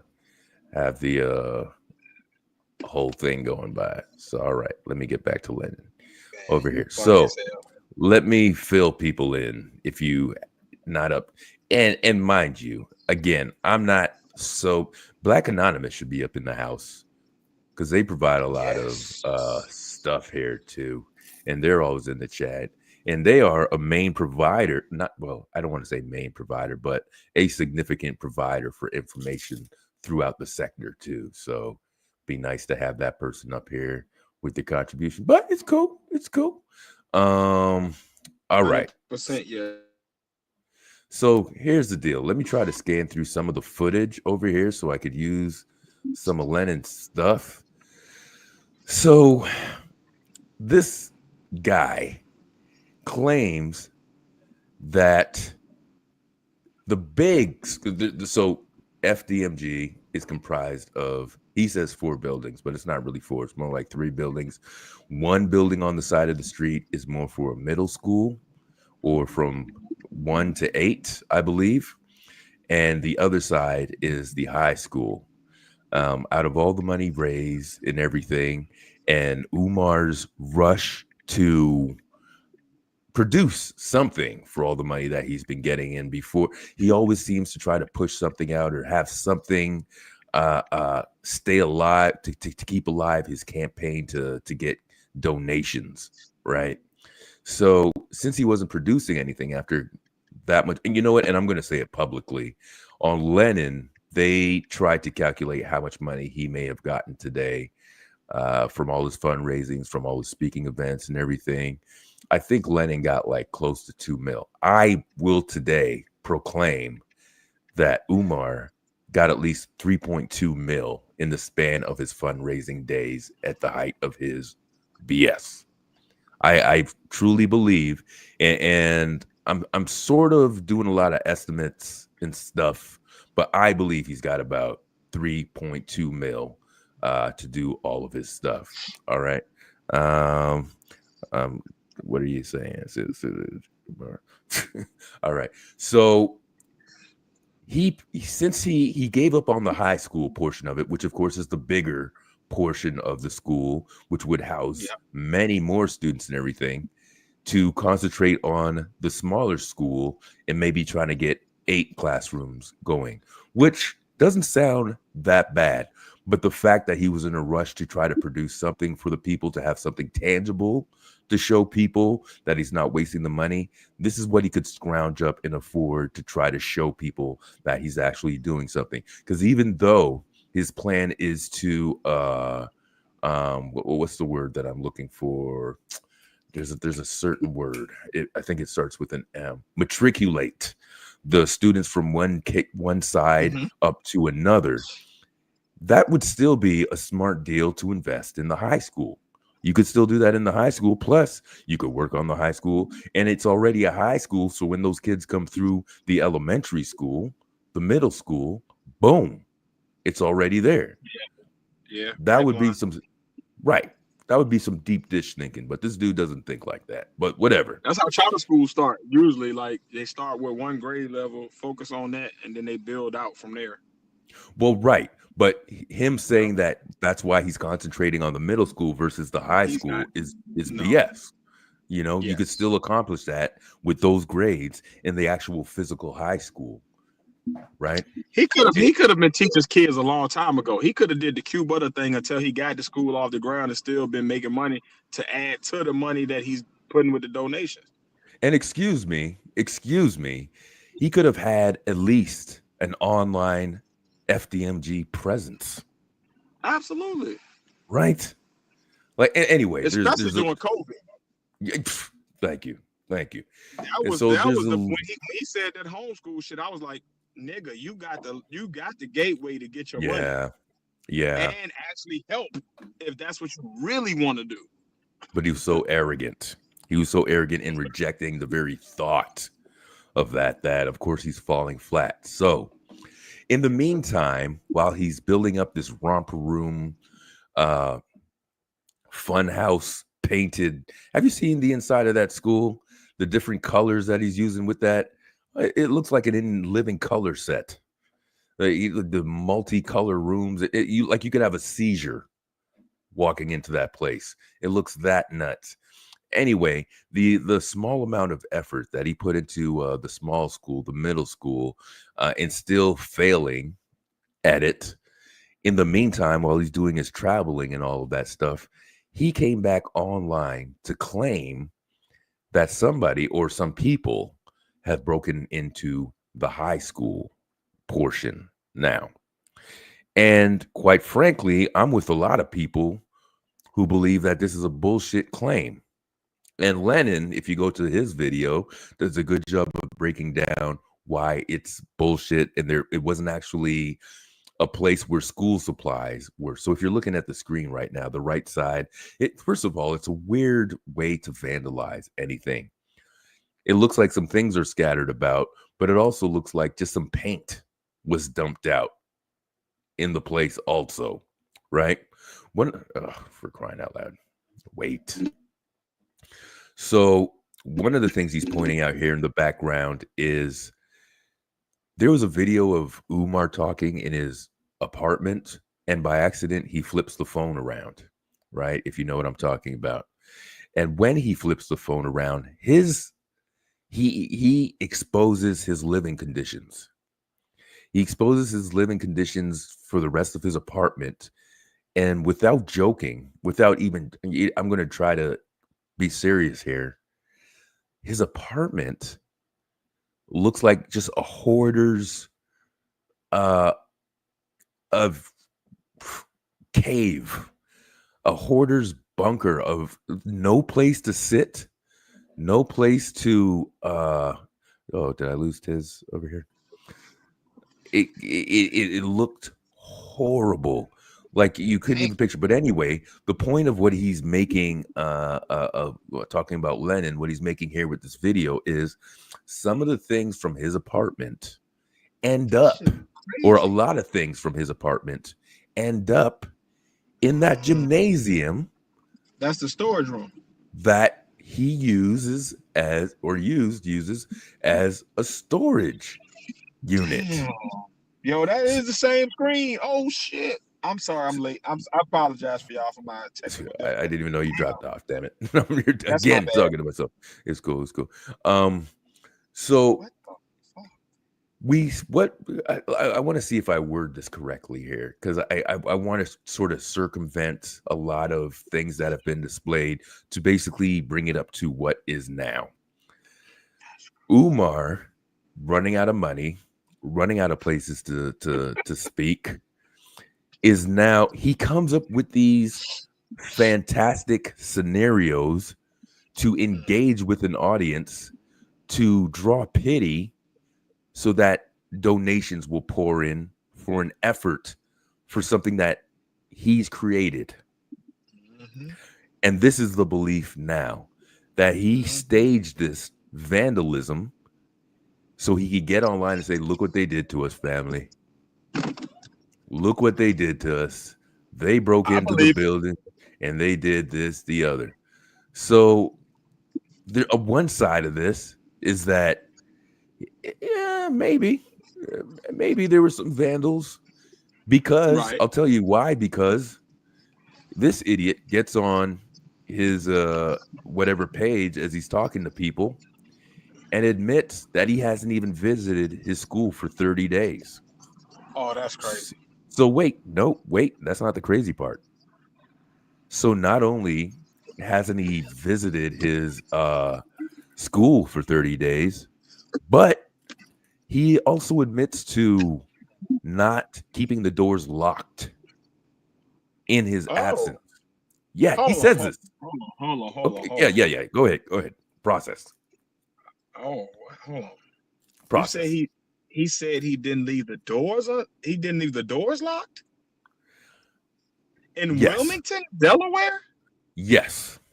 Does he know where he at?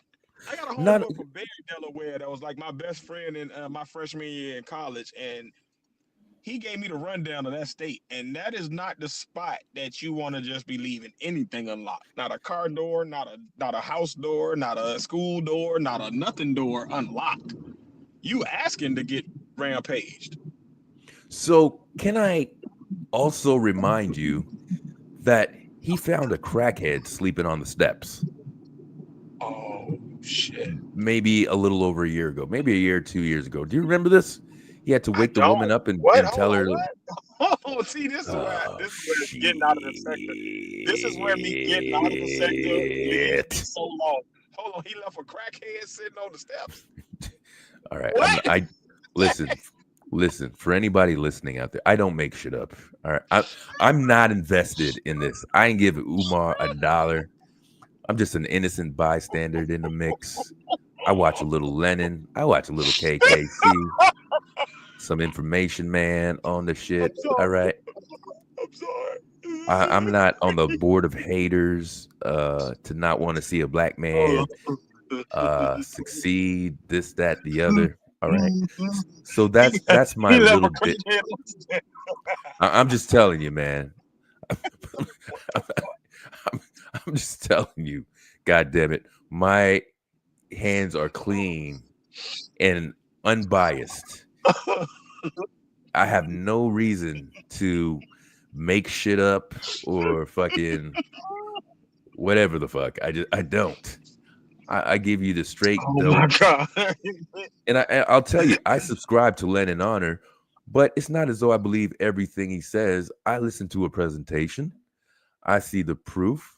I'm in a spot in my life where I can get some information and make up my own mind of how I think things go and process my own information.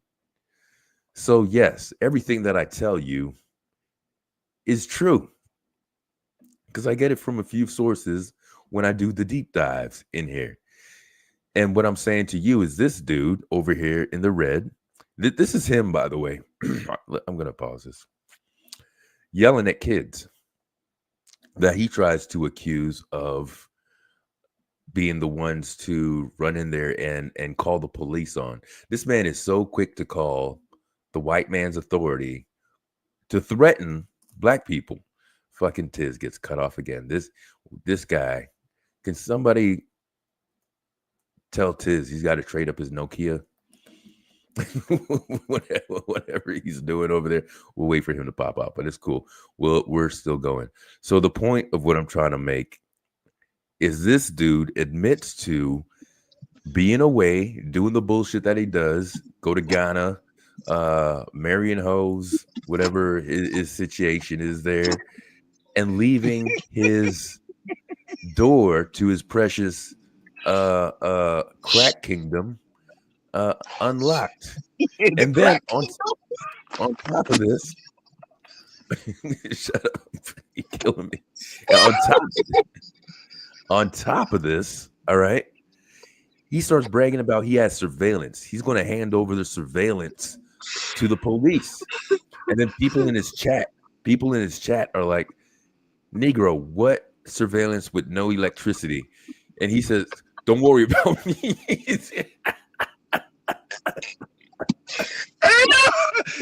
Yeah, I can't even tell. Oh shit! God, you can't make this shit. Is this guy real? Is this guy real? Is this a Boondocks character? Who is this? Who planted this guy in the community? I'm trying not to cut you. I'm sorry. This shit is a shit. You said No, the crack this is- kingdom. He said he left his whole crack kingdom. This is a tough one. God damn. Oh my God. Yeah, where is the police report? You're never gonna see it, Emmanuel. You are never gonna see Man, the. I'm crying so hard right now, bro. This shit is sad. You- He said the crack king. You are never gonna see it. All right. All right. Let me read the rest of this. Emmanuel says, all those donations, and you can't afford a couple Wi-Fi cameras for basic video surveillance. Forget surveillance. How about some locks? Yo, man, I got a Ring camera for him right now that ain't been hooked up yet, man. He can have it. Yo, How about a blink? God damn. It don't take Amazon too much to get a blink camera. God damn it. He said he left his crack kingdom open. God damn.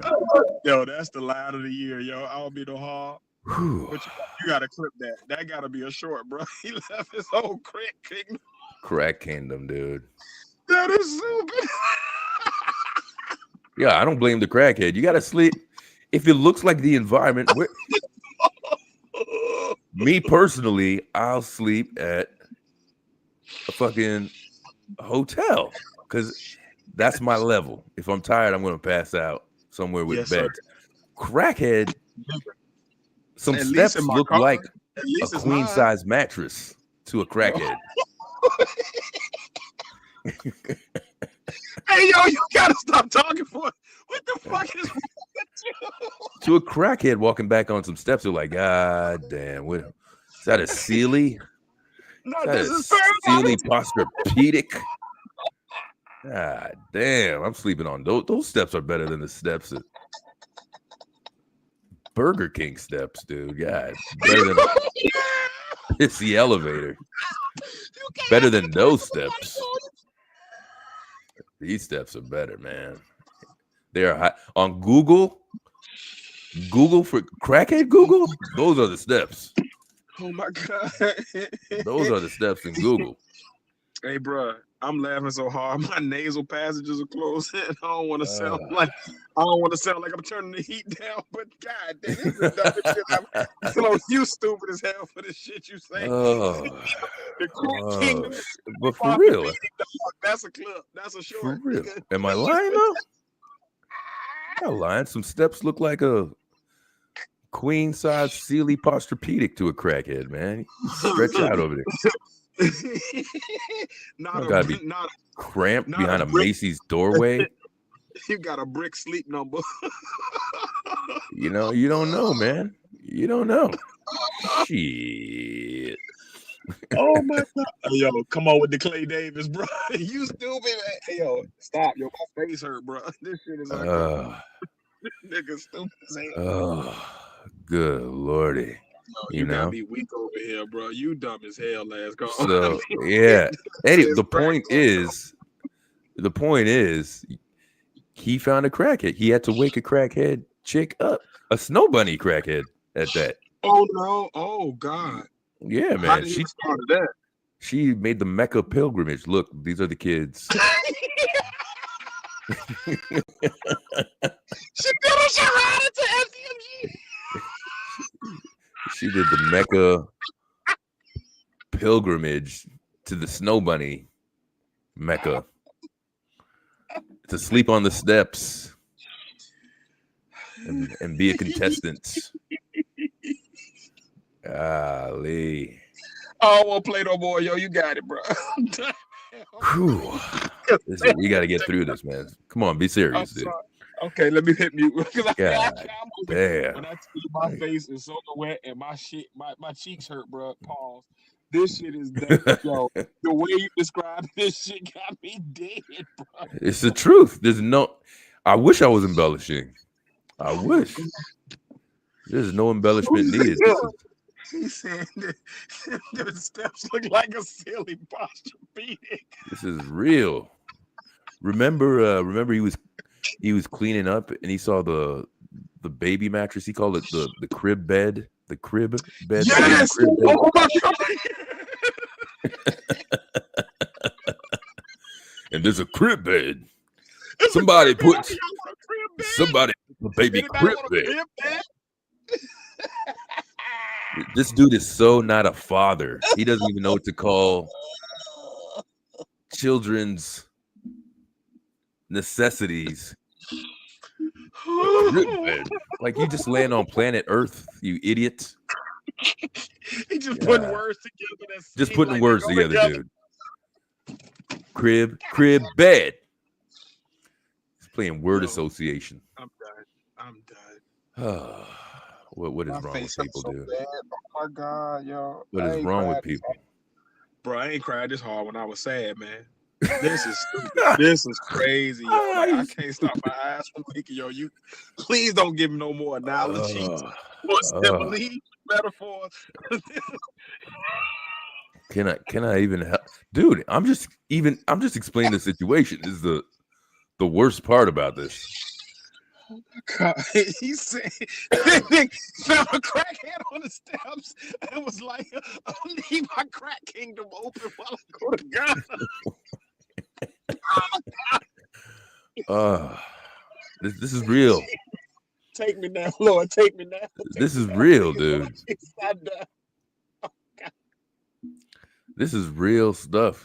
Yeah, he should have never, Pat. He should have never shooed the crackhead away. This was a witness. It could have been a witness. Hey, who was there? That could have been the bubbles from The Wire, for all you know. Yo, you in rare form tonight, last call. You doing? God damn. Yeah. It could have been a scare crackhead, like a scarecrow, and scare the other crackheads away from the Cannot property. Don't put the white girl up on the goddamn cross. Just kill me. You see what I'm saying? So many uses.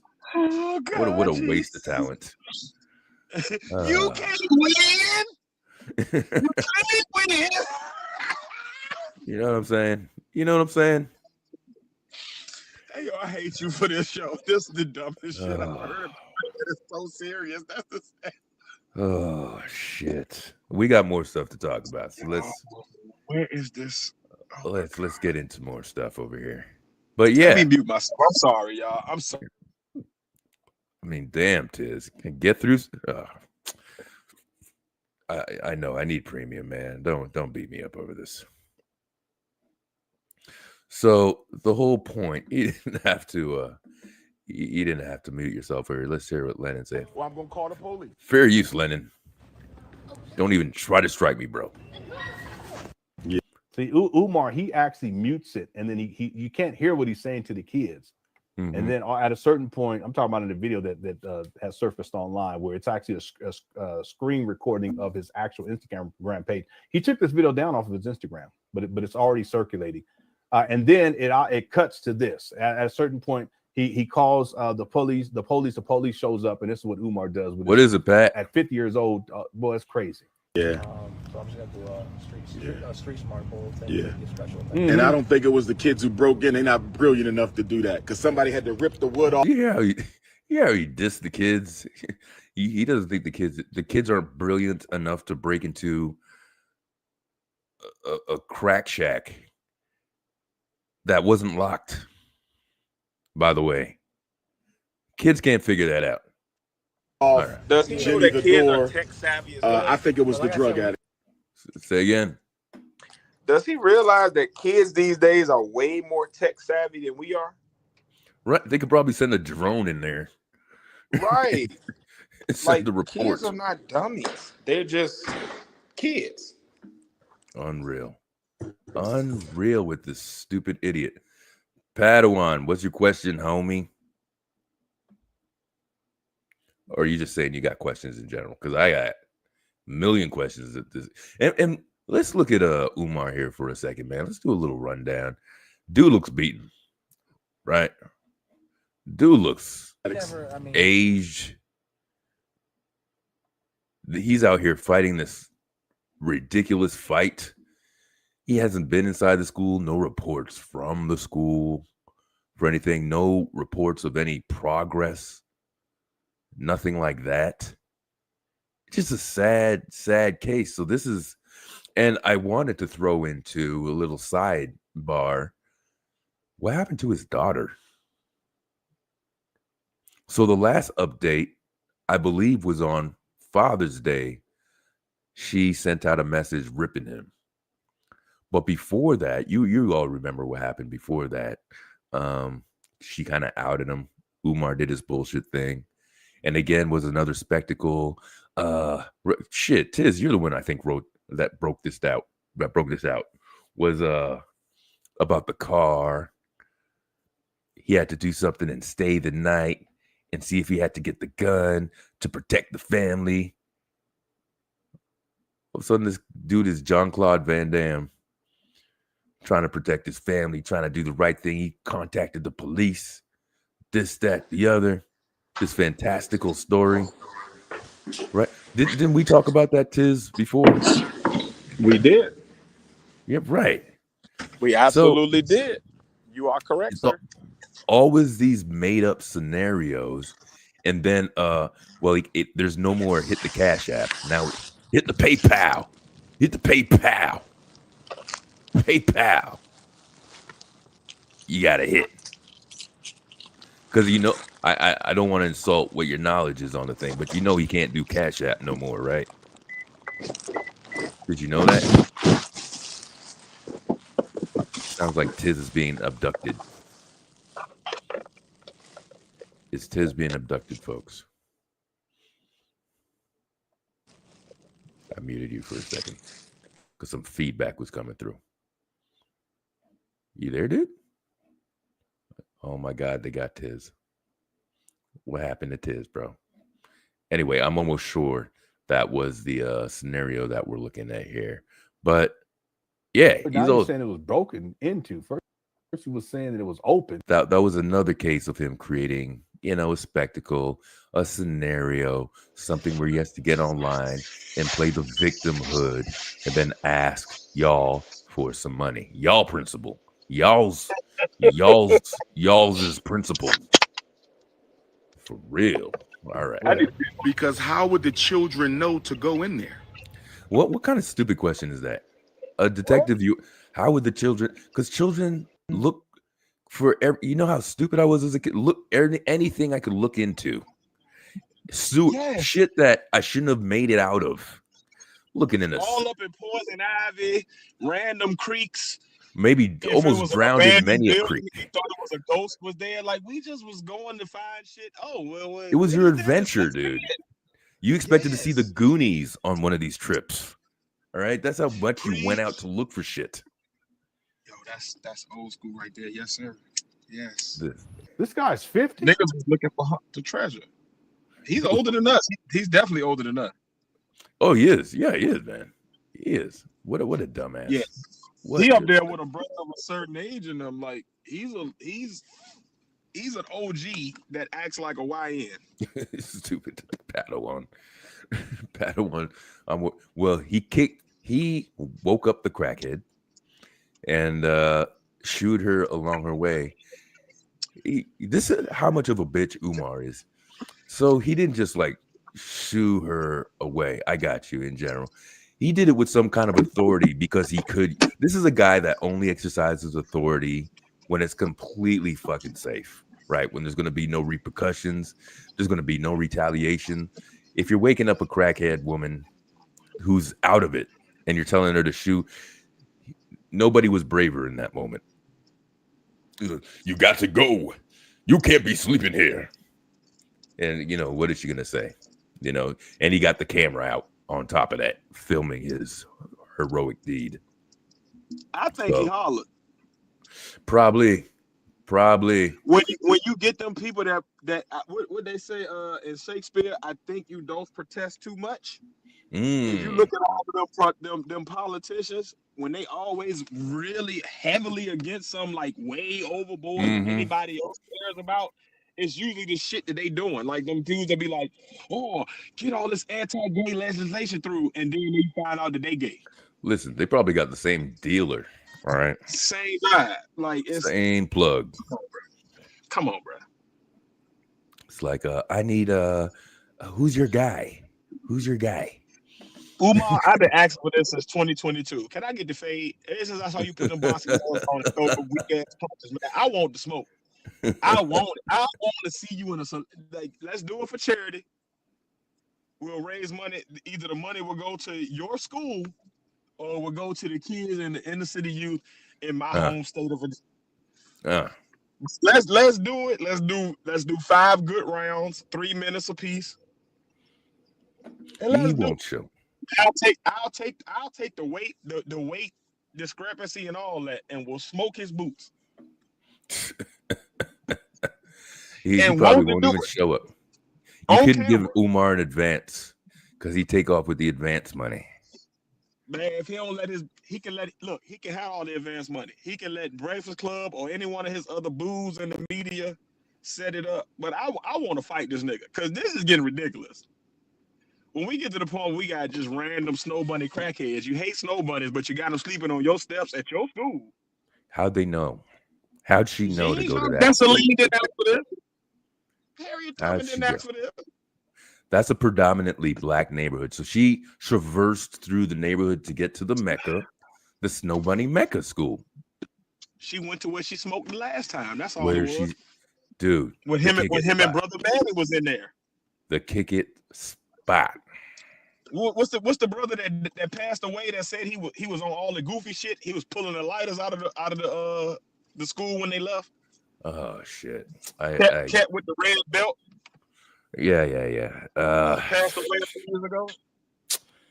That nigga. Yeah, I know. Yeah. Flips. Yeah, I know what you're saying. Yeah, all of them were in it. Don was in there and all. She went right back home. Yeah. Yeah, That's all it was. absolutely. I think you're right about that, man. So I I ain't never had no just random people show up and sleep on my steps. at all It was always somebody I knew. in the worst of times. So this is the latest on Umar in his last ditch effort to try to generate some income where none is coming in at the moment. People are still paying for him to show up. But you know what I think? People aren't necessarily giving him invitations. He's wedging himself in pre-planned events. Yes. And you hear every That's every why he time he's never on there, has a venue until the last minute. yeah, I need a place to stay. I need somebody to do this. I need somebody to do this. I need, if you're doing this, put together. Yeah, who are these people still putting stuff together for him? I wonder. They people already got shit together, and they like, if we get him there, we're gonna get more people out because he has a name. He does have clout, so he does have followers. People gonna come up just to see the either the spectacle or they actually believe it. But either way, we're gonna get a crowd for our little shit that won't nobody gonna show up to just by putting him on the bill. Even if we give him just 5 minutes of talk time where he talked through the Queen Mother. That is a good point, because there's a video I did. I saw when he was speaking at an HBCU, and the way that the crowd was cheering for him was so strange. It was like Prince was stepping on stage. It wasn't for somebody. It wasn't like somebody was coming to speak to them about academics. It was like, oh my God, here's this internet sensation. Yes, it's like sort of deal. Speed shows up. Right. Yes. Yep. Definitely. It's clout. Wow. And It's we huge. talking about earlier, that younger generation, they don't care about whether he does. They just see him as a funny spectacle. Like, remember that British lady? She was talking about how her son watches him regularly. Yes. But Yes. he doesn't agree with the principles that he speaks. Yes. So it's not like they following his rhetoric. It's just he's funny to them. He's just like any internet creator to them. That younger generation that don't know about the St. Paul scam and don't know about his history, they just see him as just like a meme. He's just the dude that if you want to put a kufi on somebody, throw the Umar meme up. But he's not like he's just like that. What's the dude, the black British dude that had this finger on the temple, like what was it, ride safe or something like that? You know what I'm talking about? Not really. It was maybe like 10 years ago. A black dude with a black leather coat on. He's a meme for everything when you talking about like think wisely, tread lightly, or whatever. Like he always got his finger on his temple. It's the same type of guy. It's like he's a meme. He's famous to them for the exposure, but not necessarily because of his message. Not the message, right? They just like, he's famous. He got a lot of followers. He's here. Great. Yeah.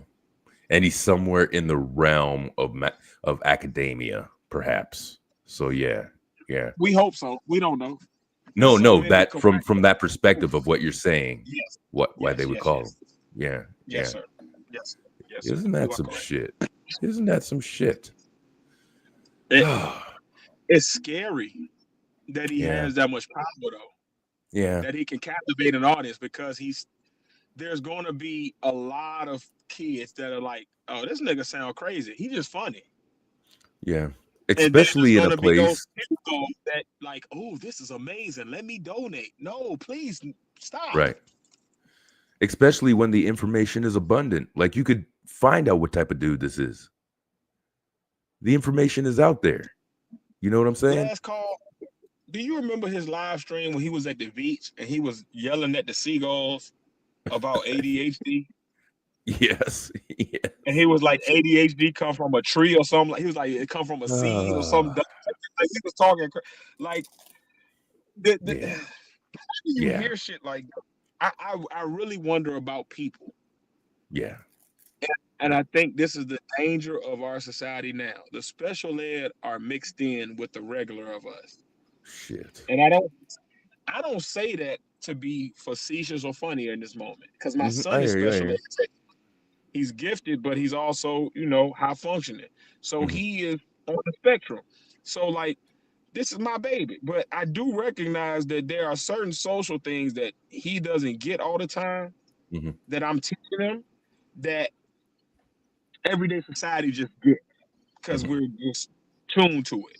Our energies are tuned to it. Our brains are tuned to pick up these social cues and understand. I think Umar may be on the spectrum. Yeah. When I look at my baby, like it's not like a lack of intelligence or lack of willingness. It's more of a lot of times with my son, I'm teaching him social cues like, hey, when this person looks like this, you might want to stop. Umar don't have them triggers. Like he see people Right. uncomfortable and head first into it. Like, no, back off. That's the point when you should back off or okay, Mhm. question it. Am I doing something wrong? What am I saying wrong? Like that's To the read point the where you should room. start asking people around you what's going on. Because obviously I've overstepped the bound. Let me see. He'd be like, nope, 10 toes down. Seagulls.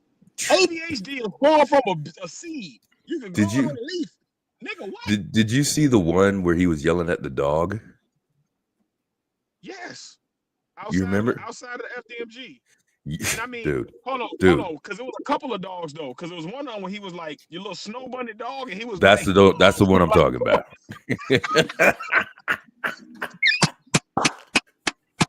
Oh my god. Oh my Dumb shit. god. like This you is- out there yelling at this dog like it's a real white person coming to. This dog is just out there looking for a place to take a shit. He don't give a But fuck. even who you what you're are or saying, who you is. he's not reading the situation. So he, like you're saying, he fed more into that off of the hypeness of that. Oh, the dog's barking like, what the fuck is going on? The kids are like, what the fuck are you doing? And he's like, yeah, Snow Bunny, back up. Yes. Like abusing the dog, like about to go off on it. Like, dude, it's a puppy. That dog probably still has tremors if it walks around FDMG Puppies for know Christ's sake. no better. Let him walk around a big black dude. That puppy about to go right into his shell.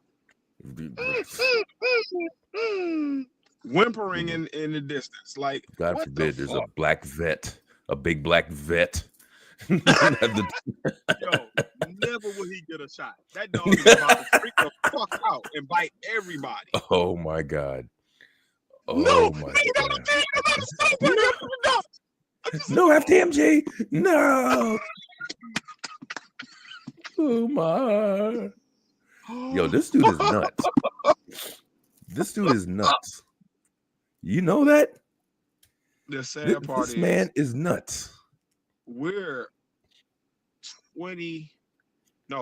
11 years in Yeah. and still going. Yeah. And he's still showing up on big platforms.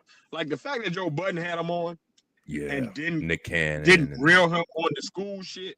Like, and I think that's the problem. These big corporations that bring him on have to grill him on the hard shit. You What gotta is the make him need to uncomfortable. protect him like that? Do you think? I don't What- think they look at it as protecting. I Mhm. think Breakfast Club, Vlad, Joe Vlad. Budden, Art of Dialogue. I think Mhm, these that's the other one. corporations don't look at him as a detriment. They just look at him like he's a spike in our algorithm. He's gonna get us some views. He fits our purpose as far as a business. Bring him Mhm. in. And I'll be Dangerous. honest, if I have a buffoon that's willing to dance and do stupid shit, Yeah. and he wants to do it, it's not me making him do it, or I'm not asking him to be a buffoon. He just wants to do that, and it's going to get me clicks. Why not? Come on, Yeah. on. Give us that spike in these ratings during this dry month. Great. Yeah. Thank you. Yeah. Not even realizing the detriment they're doing, but they just see it as like, I think they just see it as like an algorithmic thing. Like, oh, it helps us. Word. Come on Yeah. on. Yeah.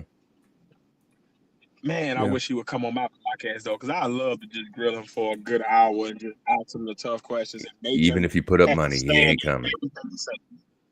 He ain't Man. coming, dude. Hey, listen, ain't man, gonna- I'm gonna tell you. Let me get the paper up though. Let me get back to where I was when I first started the podcast. He coming on. I'll pay for it. Yeah, he I'll don't pay you, for that. you see what he did to the interview other right there. podcaster? He took the money and demolish him. ran and never showed. He's a no-shower. Oh no, you gotta pull up. When you pull So if up, the there's Cash somewhere, App will hit. look at Well, what no matter, look, he ain't got Cash App. When you pull up, the PayPal will hit because he can't even do Cash App no more. look what's going on over here. We got to stop for a minute. Ladies and gentlemen, Yes, sir. ladies, let me excuse We me, got a excuse legend. me. We hang on. I'm not doing enough. Let me Ladies mute. Let me.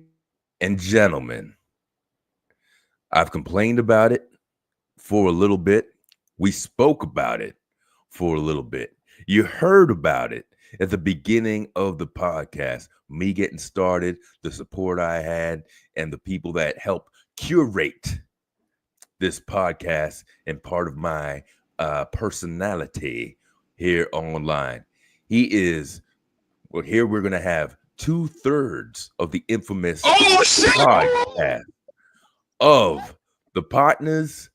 We introduce to you my friend, my pod E, my homie, glad to have him in the house by the name of the Padawan. What's up? You already know what it is. It's the other third of the Padawan. Yeah. I only got a few moments because I'm in the academic. Not you got interest music. Interest Hold on. music. Hold the fuck on. Hold on. I'm gonna say this. I'm gonna leave this here. You don't have to even respond to it. But I do feel a way that this nigga got theme music coming onto the pod, and I be here every week.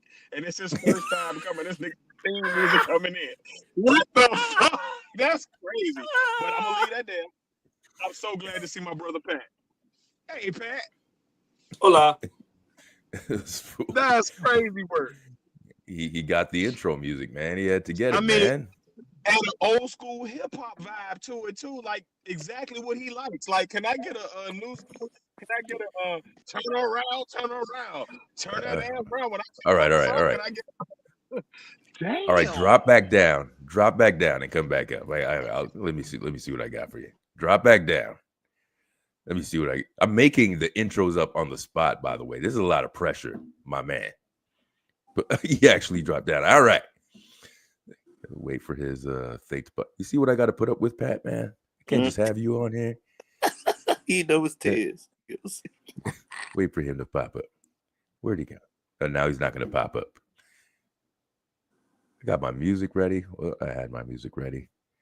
Come on, you're going to lose your opportunity. All right, I'm going to start introing, hoping that he jumps up on here.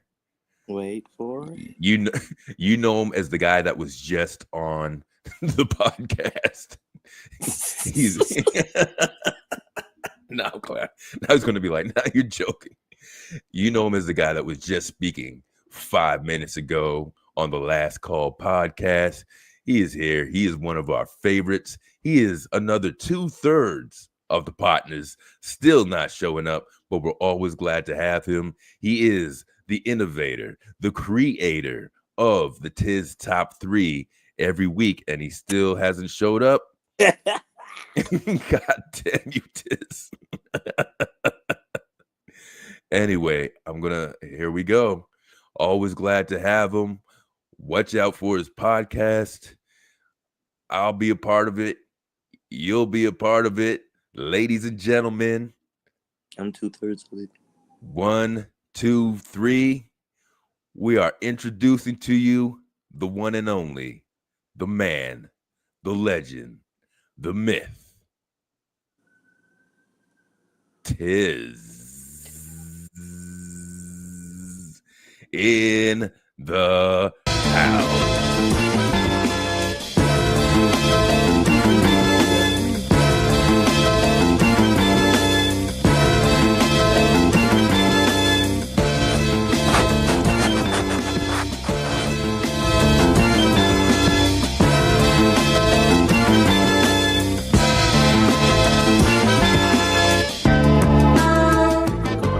Tiz in the house. Are you with us? Oh, Tiz is killing the vibe. At least Pat came right on, slid right on in. Pause. Tiz, where the fuck are you? Oh shit. You ruiner. You set that whole thing up for you, you bastard. Never. This is why you don't get an intro, dude. Oh my god.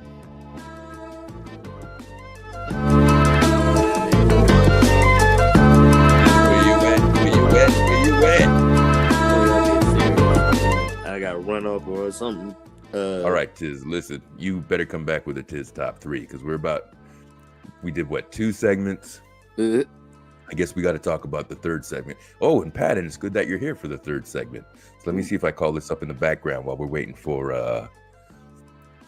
your boy over in here. Now I'm hearing more sounds in the background. I was going Tiz. Omar's not utilizing his crackheads like he should. Well, 1-8-ball, he'll have that school all the way built with the highest of technology. And he's not utilizing them. And that was my only point. And not even a fence, nothing. Look at Tiz just dropped. What is this guy doing? Tiz, is that you? Tiz, are you okay? Are you okay, Tizzy? You've been struck by. You've been struck by. Ooh, criminal. Ding, ding, ding. With the gang ding. With the crescendo. so I take the crescendo. Yo, Tiz. Dude, I'm gonna give up on you, man. Made all this deal about an intro. I give you the intro. And you flopped. All right. Pat, you sticking around for 2 seconds? Yeah, all right. So I don't know if you've seen lately in the news. It's been or the news, the YouTubeosphere. Lord Jamar. Oh gosh. So you know what's going on with this. Yeah, yeah. So let's go back. A while back, I heard a thing. Okay, maybe he's down there. Now there's 2 Tizes. Can y'all hear me? Which Tiz is the real Tiz? I can hear you, and I'm seeing double. I can hear you. Okay. I'm finally back. I don't know. I told y'all my phone is, since I got this screen fixed. All right. First of all, did you even hear your intro? I think it went out. Okay. God damn, Tiz.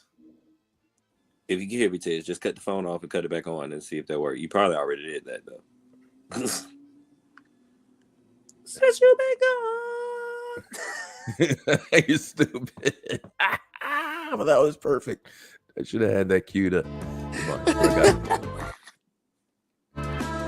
Here he is again, folks. Tiz never getting an intro ever. Sir. Hello. Tiz, did they tie you up? Are you hogtied somewhere? It's the Illuminati. Oh, there we go. Tap the phone once for yes. Are you hogtied? Are you in danger? Blink twice for help. Yes. Did you say blink twice? For help. Sniff. Can you sniff? Do a sniffle.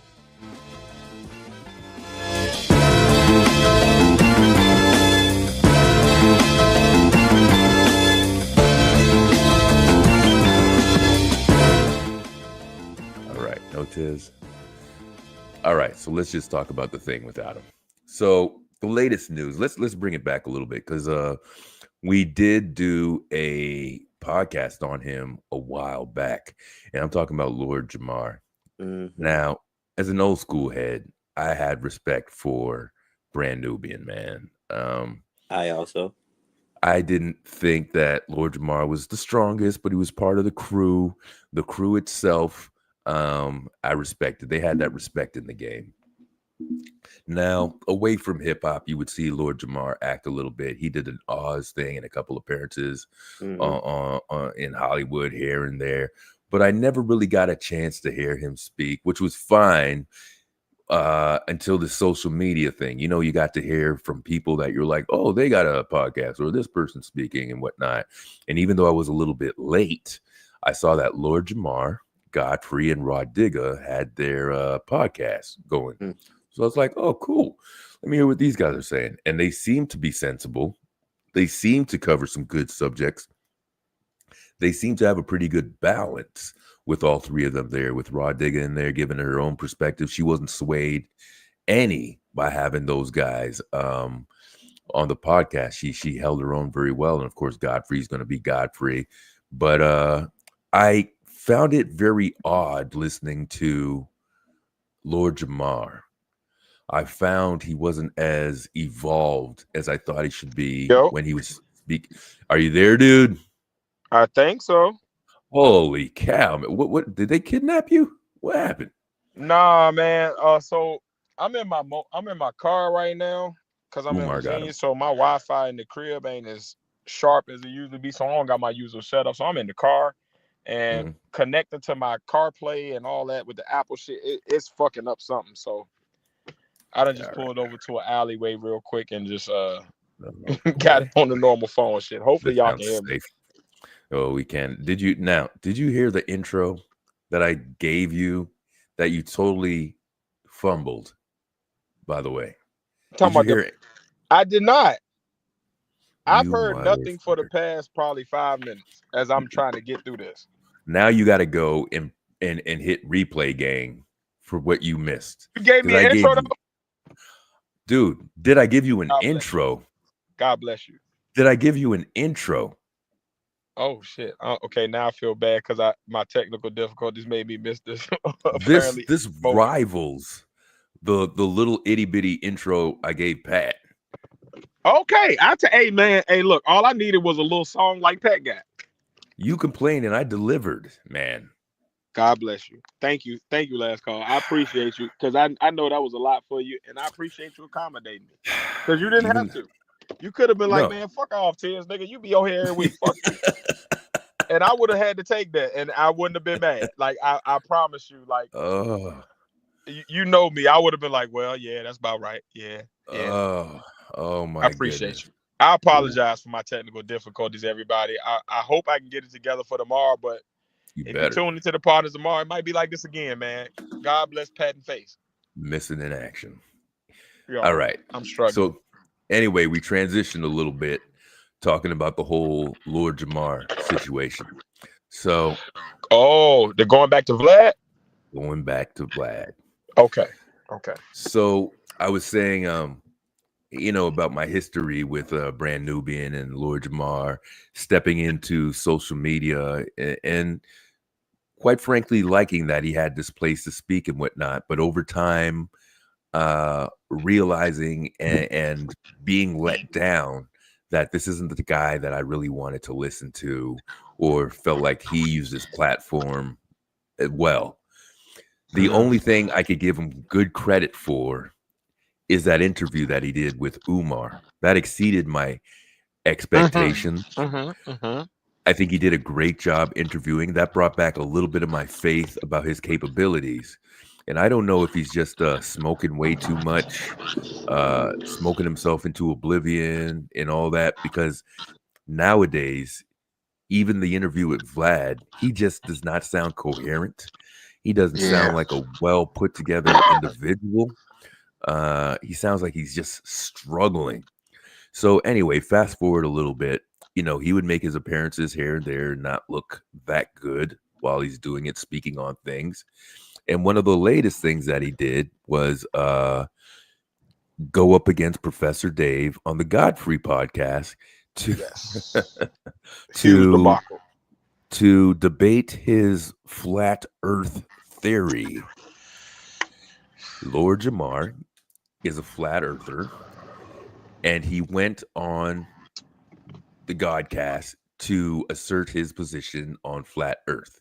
Initially, and by the way, I did this podcast, so you could go back and look at it. Anybody who's out there, if you care enough, I don't know what number, it's out there.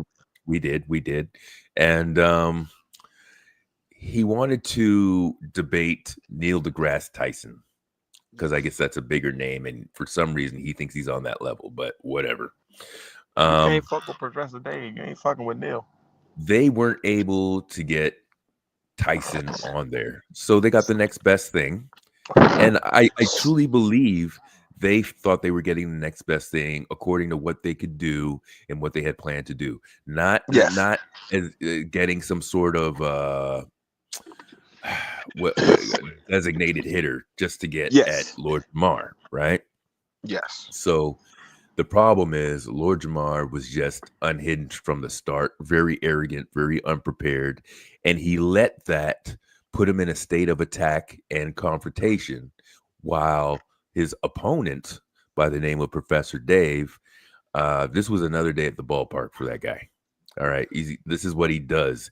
He whack-a-moles flat earthers. All right. He just flattens them. He does it with logic. If you want to sit down and have a civil conversation, he will have that. But if you were like Lord Jamar and being triggered and being insulting, he has no problem firing it back at you while making you look stupid in the process. And that's exactly what happened to Lord Jamar on that podcast. It got ugly because instead of Lord Jamar taking his defeat, he would accuse crazy things. He would accuse the Dante Nero, the other I guess co-host you could say on the show, of drugging him, even though they were smoking the same weed, of setting him up. And he wanted the words from his mouth is that he wanted to sue Godfrey and the podcast and everything for putting him in that situation, right? Obviously, people saw the way that he acted on the show and how he debated, and he didn't get much fanfare or support over the way that he acted. Ever since that, Lord Jamar and Godfrey's friendship has dwindled, has fallen off. Godfrey has turned out looking like, very sad. Godfrey had turned out looking like the adult in the room because he didn't sink to Lord Jamar's level. Meanwhile, Lord Jamar would take shots.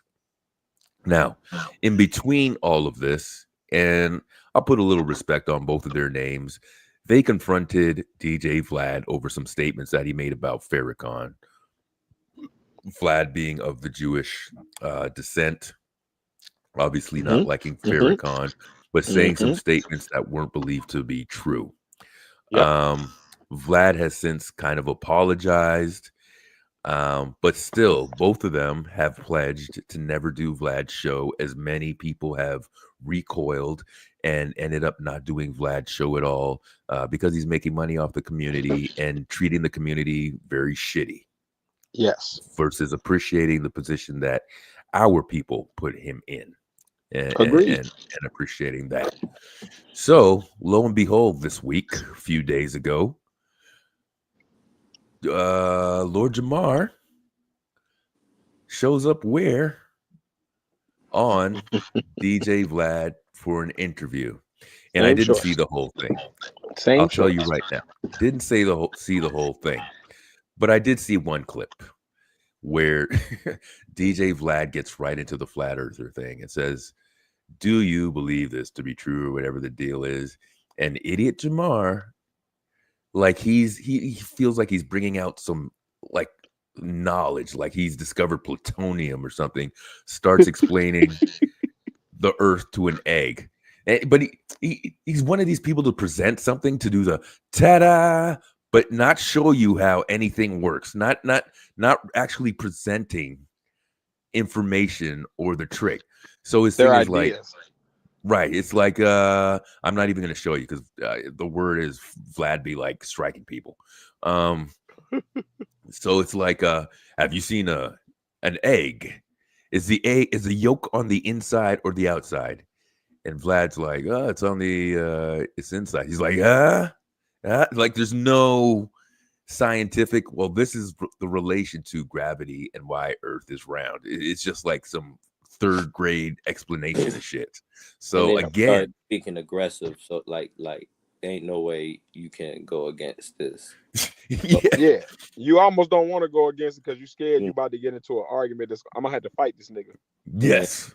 I don't even Yes. feel like going into In the the legal A. ramifications of me whooping this nigga ass just because he Where is believes the it's that bad. location of the yolk in the egg?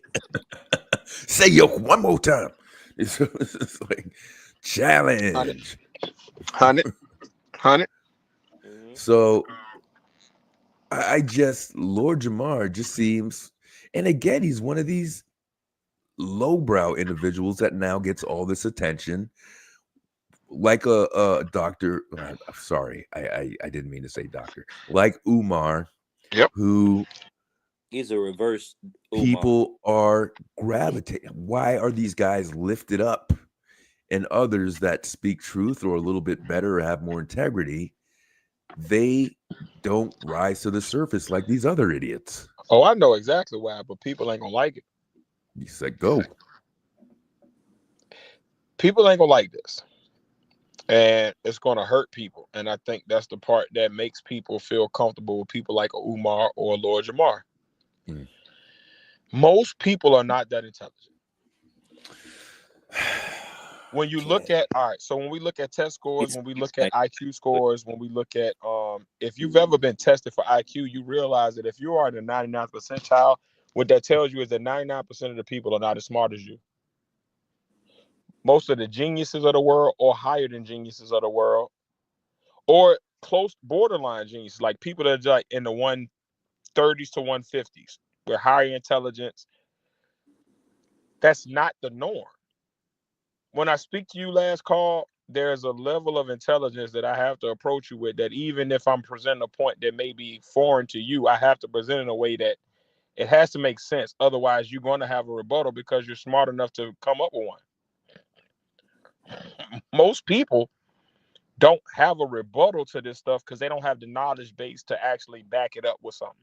So it's easier for us to go with things that make us feel comfortable or make us feel like we are smart. So if I hear somebody talking something that's like they agree with everything I think, I'm going to roll with that because I don't have enough knowledge to disagree with that point. A lot of the smarter people, we will debunk our own selves just by doing the research and realizing, oh, that's not what we thought. Cool, let me shut the fuck up on that. Or at least let me give credence to somebody who has an alternate point because I don't know.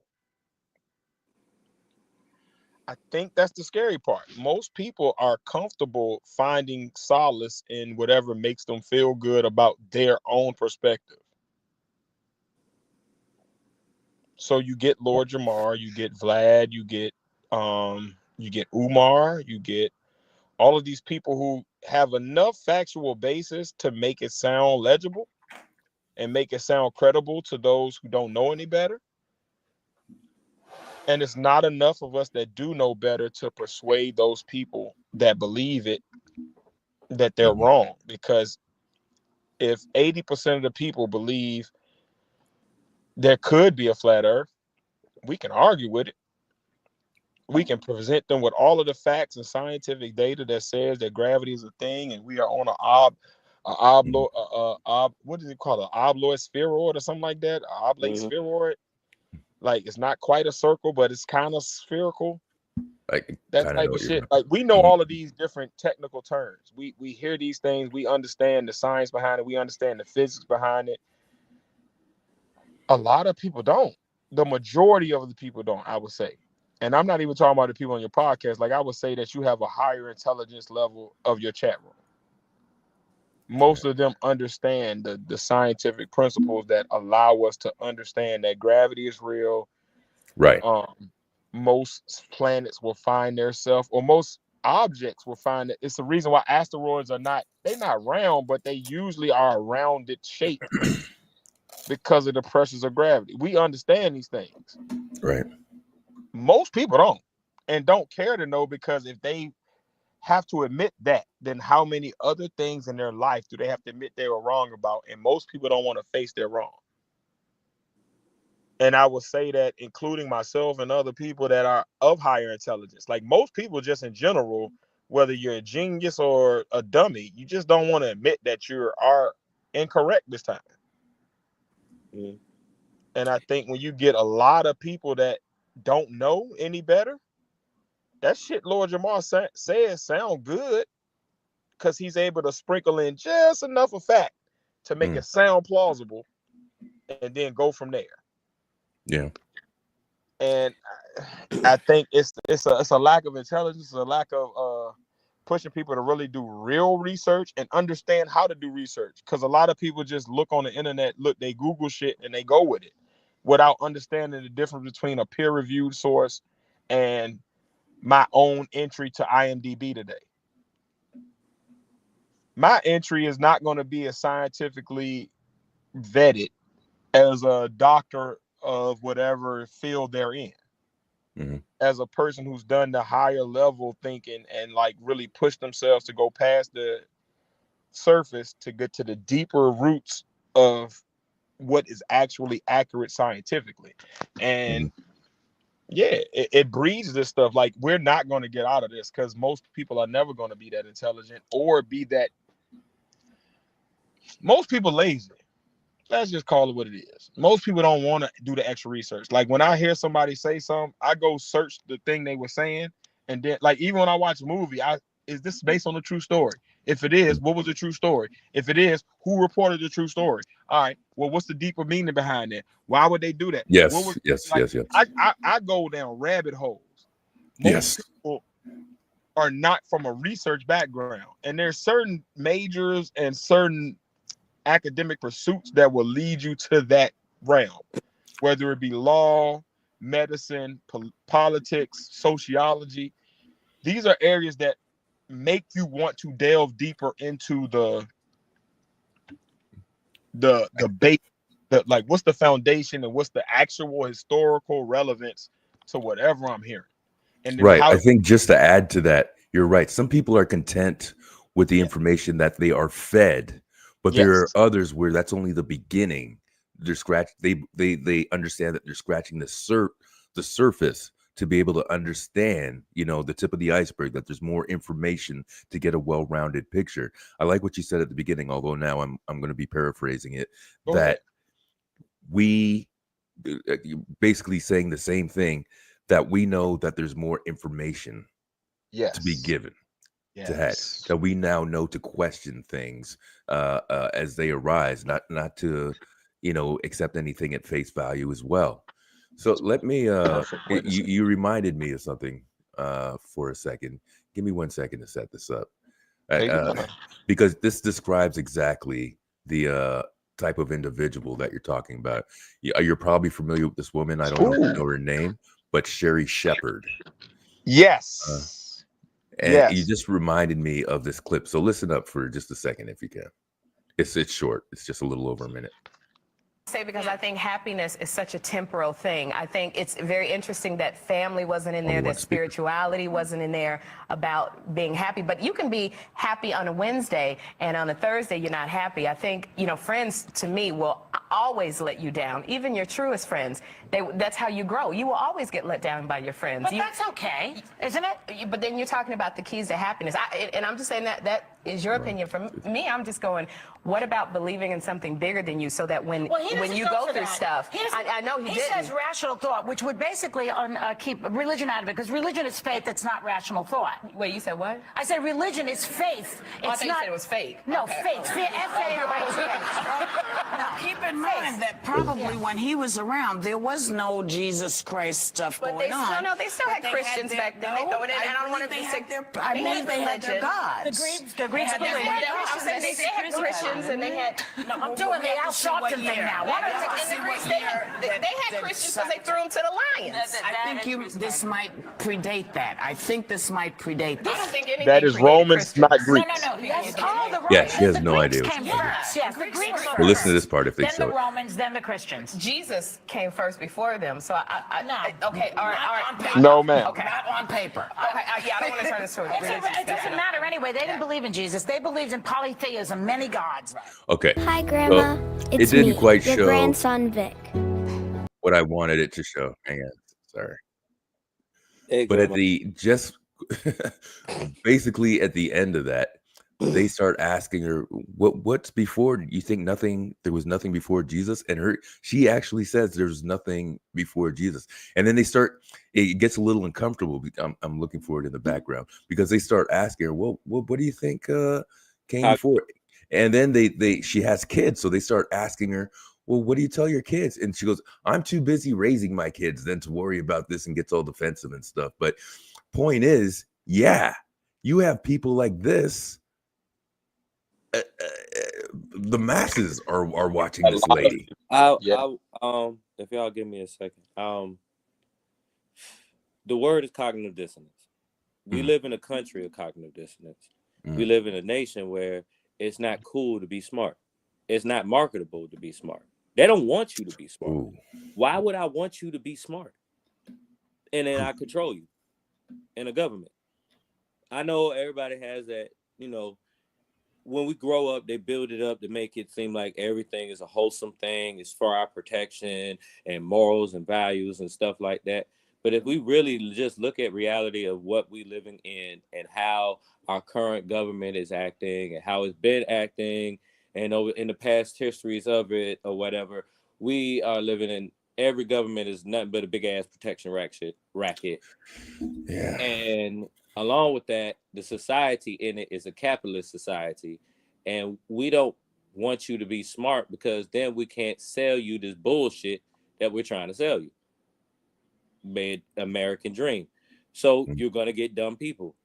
And every dumb person likes to be smart. And every dumb person that likes to be smart don't think that they can't get no smarter. They don't try to question anything because they already think they know everything. Nice. Dunning-Kruger.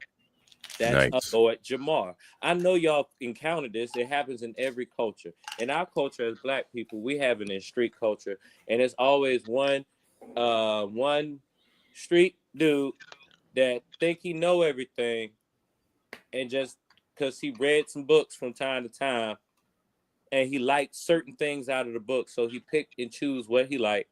Or later years he went on the internet, he went through the rabbit hole without any formal comprehension of research, just like Ted said. Knows that one thing. Well, he hasn't really finished high school, but he know every damn thing. Or whatever.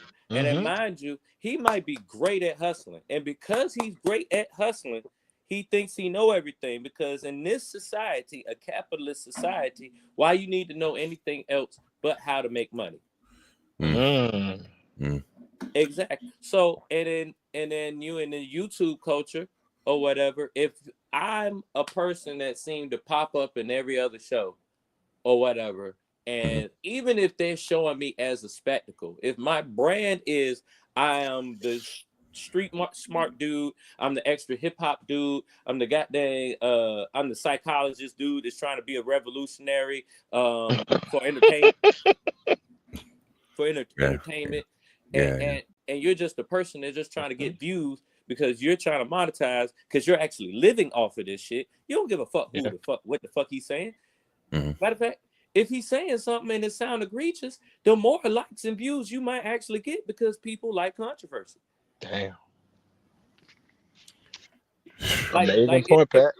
Like it really doesn't matter. Like we looking at that. Most people, if he gets followers or whatever, they're the same type of people that I'm talking about right now. They just want to use that as a way to try to convince people to believe in the bullshit that they're saying.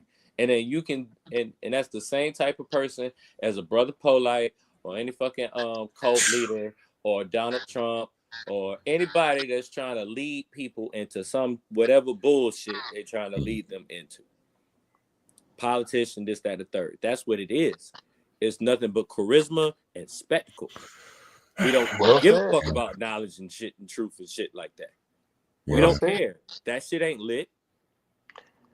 What do you mean? What do you mean? It's just like y'all were talking earlier about the sports stuff. That shit ain't lit. That's all that shit matters. If you old or young, right now, I'm gonna blend all the conversations that y'all said right now into one. They don't care about like the normal traditional views that we grew up on. They act like they do. because they know that will bring people in. You ask, look at Donald Trump. He go and get the Christian right. Them Christians know damn well in the back of his head he is the opposite of whatever they supposed to be representing. But they like what he say because it fits in to the perfect little fake reality that's in their head that they think America's supposed to be, or whatever. Wow. Lord Jamar is a flat earth, or whatever. Jesus. Lord Jamar, it's crazy. Lord Jamar tried to portray himself as it because he's in hip hop. He uses hip hop as a way of everything that I say is law because I'm from original hip hop and I'm from Brand Nubian, who is a legendary hip hop group. Yeah. This, Yeah. that, and third. Oh. It's the same type of bullshit street logic that you don't understand. I'm from the 105th. You know, we used to get down back then, so you gotta listen to everything I fucking say. Yeah. Yeah. May I say one statement off of what you just said, and then I'm gonna let you finish cooking. Go ahead. What you have described is the "where is Ja" mentality. Exactly. This person is good. Somebody do it. Somebody do it. He's great at one area, so we look to him for information that has nothing to do with his expertise. And I would even string it along further to the point of Lord Jamar is not even on Ja's level. At least Ja was a #1 platinum selling artist that was like at the top of the game for years. He ain't even So on at least we can recognize Ja Rule's expertise in hip hop music making because he was successful in it for at a very high level. Like I don't think I could argue that. Can Lord for a Jamar few rap years. syllables together? We're now listening That's to what I the need. D-level I don't think I could argue that. celebrity of that community as if he is even Ja Rule. And we shouldn't be listening to Ja Rule. Ouch. But we're now listening to Lord Jamar, who was not as successful. Grand Poobah was the real lyricist. Who was not And exactly. Sadat X. Grand Poobah was the star. You know, that X was The X was the actual academia person. He was the one that had the knowledge. Lord Jamar was a 5%er. Goddamn beat to save his life. Lord Jamar just came in to say punch, jump up to get beat down. He didn't really know what was going on in the world. He's just a regular 5%er thug that was Can't argue.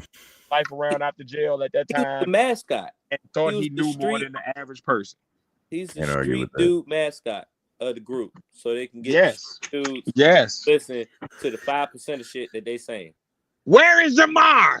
Where is he? Where is Jamar? Nobody's asking. We need to hear Jamar. He was Nobody's a great asking. value RZA. Jesus. He's like putting me. I'm a regular person. I have whatever intellect I have, but I'm also a regular person. I don't have the experiences of a world leader or a high renowned physicist or a person who studies thermodynamics. And I think sometimes it's okay to say this is just my opinion, but I don't really know because there are people who study this shit and I ain't studied it. Mhm. And sometimes that hurts. Mhm. I don't say that facetiously as like I'm poking fun at this man. I'm saying that as a human, I am very intelligent and I still make those same mistakes. So if a person is less intelligent than me, which is 98% of the percentile of the world, I have to agree that if I'm making the mistakes and I'm that smart, everybody is. And it's more detrimental when the masses do it because they are way less experienced than us. When we talk, we can, I can understand when I speak to last call that there's a certain level of intellect, no matter what the subject matter is, even if it's not his expertise. He has enough intelligence to know what he knows and what he don't know and be able to nuance that in his wording.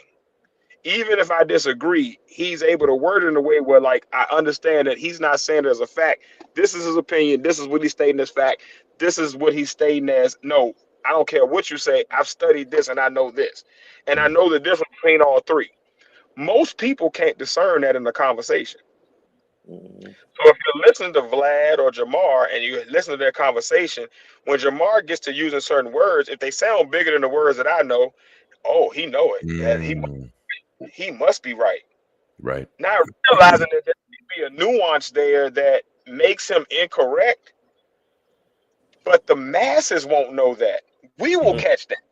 Those of us that catch bars, that catch Neil deGrasse Tyson even slipping sometimes on his, like, okay, yeah, you know astrophysics, but you going over here to biology. Nope, I know that better than you. You ain't about to do that to me. I know that's wrong.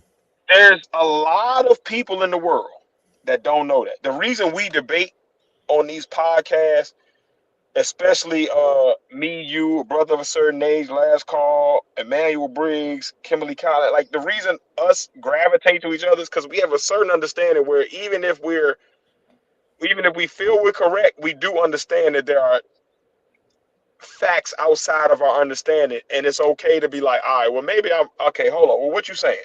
How am I wrong? Can you explain it to me? Yeah. Lord, you don't have that cue. A lot of the public does it, and that's not that's not like saying they're wrong or they're bad people. It's just their teaching has not taught them to go past the initial surface level. They don't accept what is told to them because the work that it takes to research that stuff, it is work. Most people don't want to work hard. If you look at animals in the Serengeti, they are looking for the most efficient way to eat every day and survive. They're not looking for the most complex way to do things. So if you project that out to humans, we are still animals who just have free will. So we have the free will to go and research it, but it's not our nature. Our nature is to find the most efficient way to do things. And if somebody else telling us something is the way to do things and it's easier, way to bring it in. Even those of us that are great, I'm talking about Martin Luther King, Malcolm X, the greatest brains in the world, Neil deGrasse, all of us make mistakes. Neil deGrasse Tyson has to have a show at least once a month where he has to get another scientist on to explain why he was wrong on a statement he made. And this is a genius. So when we go to just intellect, if the geniuses of us have to be wrong, what does that mean for those that are mediocre? And the difference between the two is the genius will go. Oh, goddamn technology. What Tiz is, I think, also saying, the word that comes to mind is like you're comfortably numb if you're in that sector that he was speaking of as well, you know. I would say most people don't care to know the truth. They just want things. They just want little facts and they want little things that will cater to their own fantasy perspective of what they think reality is. And their own flawed way of thinking also. Yeah. It definitely is. So if I could find some random nigga that's loud enough to overshadow when somebody's trying to rebuttal him enough, and he can loudly repeat what he's saying over and over again to make like it sound a Boozy, truth. like a Charleston White. Yeah. I can't stand Charleston White, bro. Either can I, bro. Watch me put it on a macro level, though. I'm gonna put it on a micro level for you. There are things that you, Pat, and Face have said that to this day I've not researched past what you said because I trust y'all to be right. Nice. Right. I hear that. But that doesn't mean y'all were right when you said it. It just means that I haven't looked past it. If I was to look past it, I might find, oh, well, they weren't exactly correct. There's another piece to it.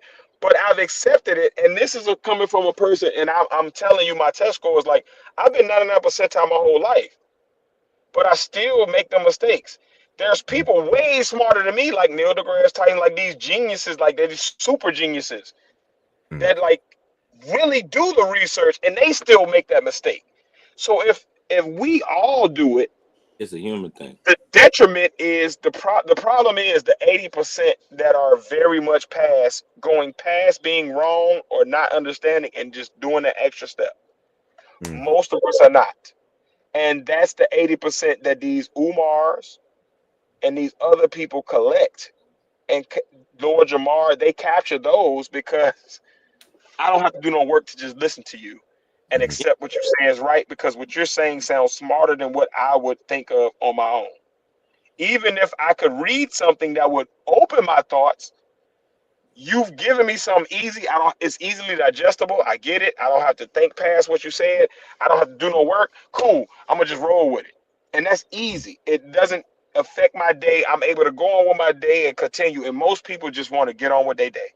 And that's the scary part of where we at. And that's why we have Umars and Lord Jamars.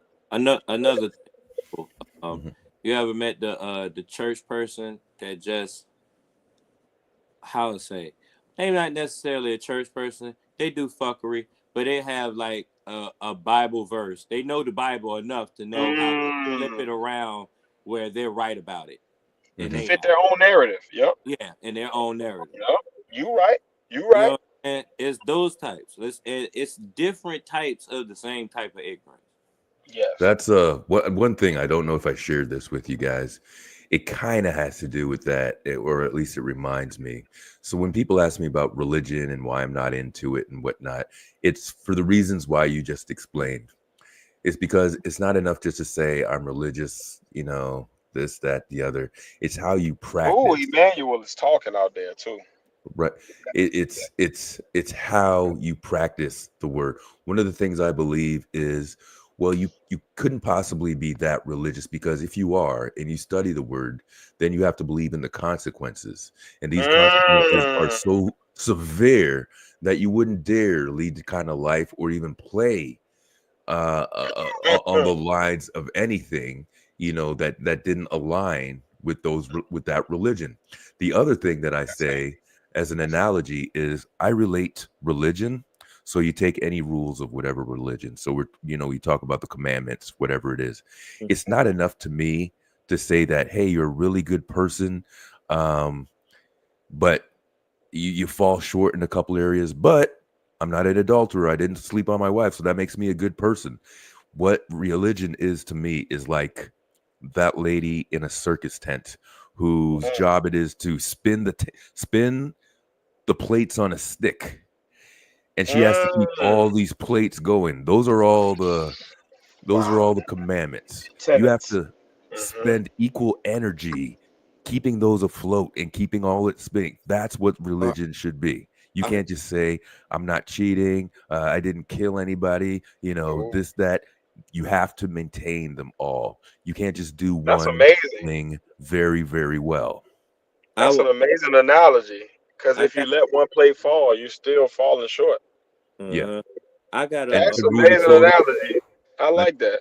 I got another perspective for you. Now, you're talking to a person that told his devout Christian mom that you shouldn't need a book to tell you how to be a good person. Oh, wow. Innate. How did that go? You had this conversation with your mother? Yes.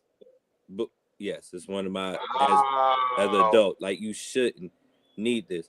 Mind you, bravery on another level. Mind you, like I understand where you're coming from, but let me just salute you and give you your flowers. That's an amazing conversation to have as an enlightened individual, because that shows how enlightened you are, that you are able to have this with your mom.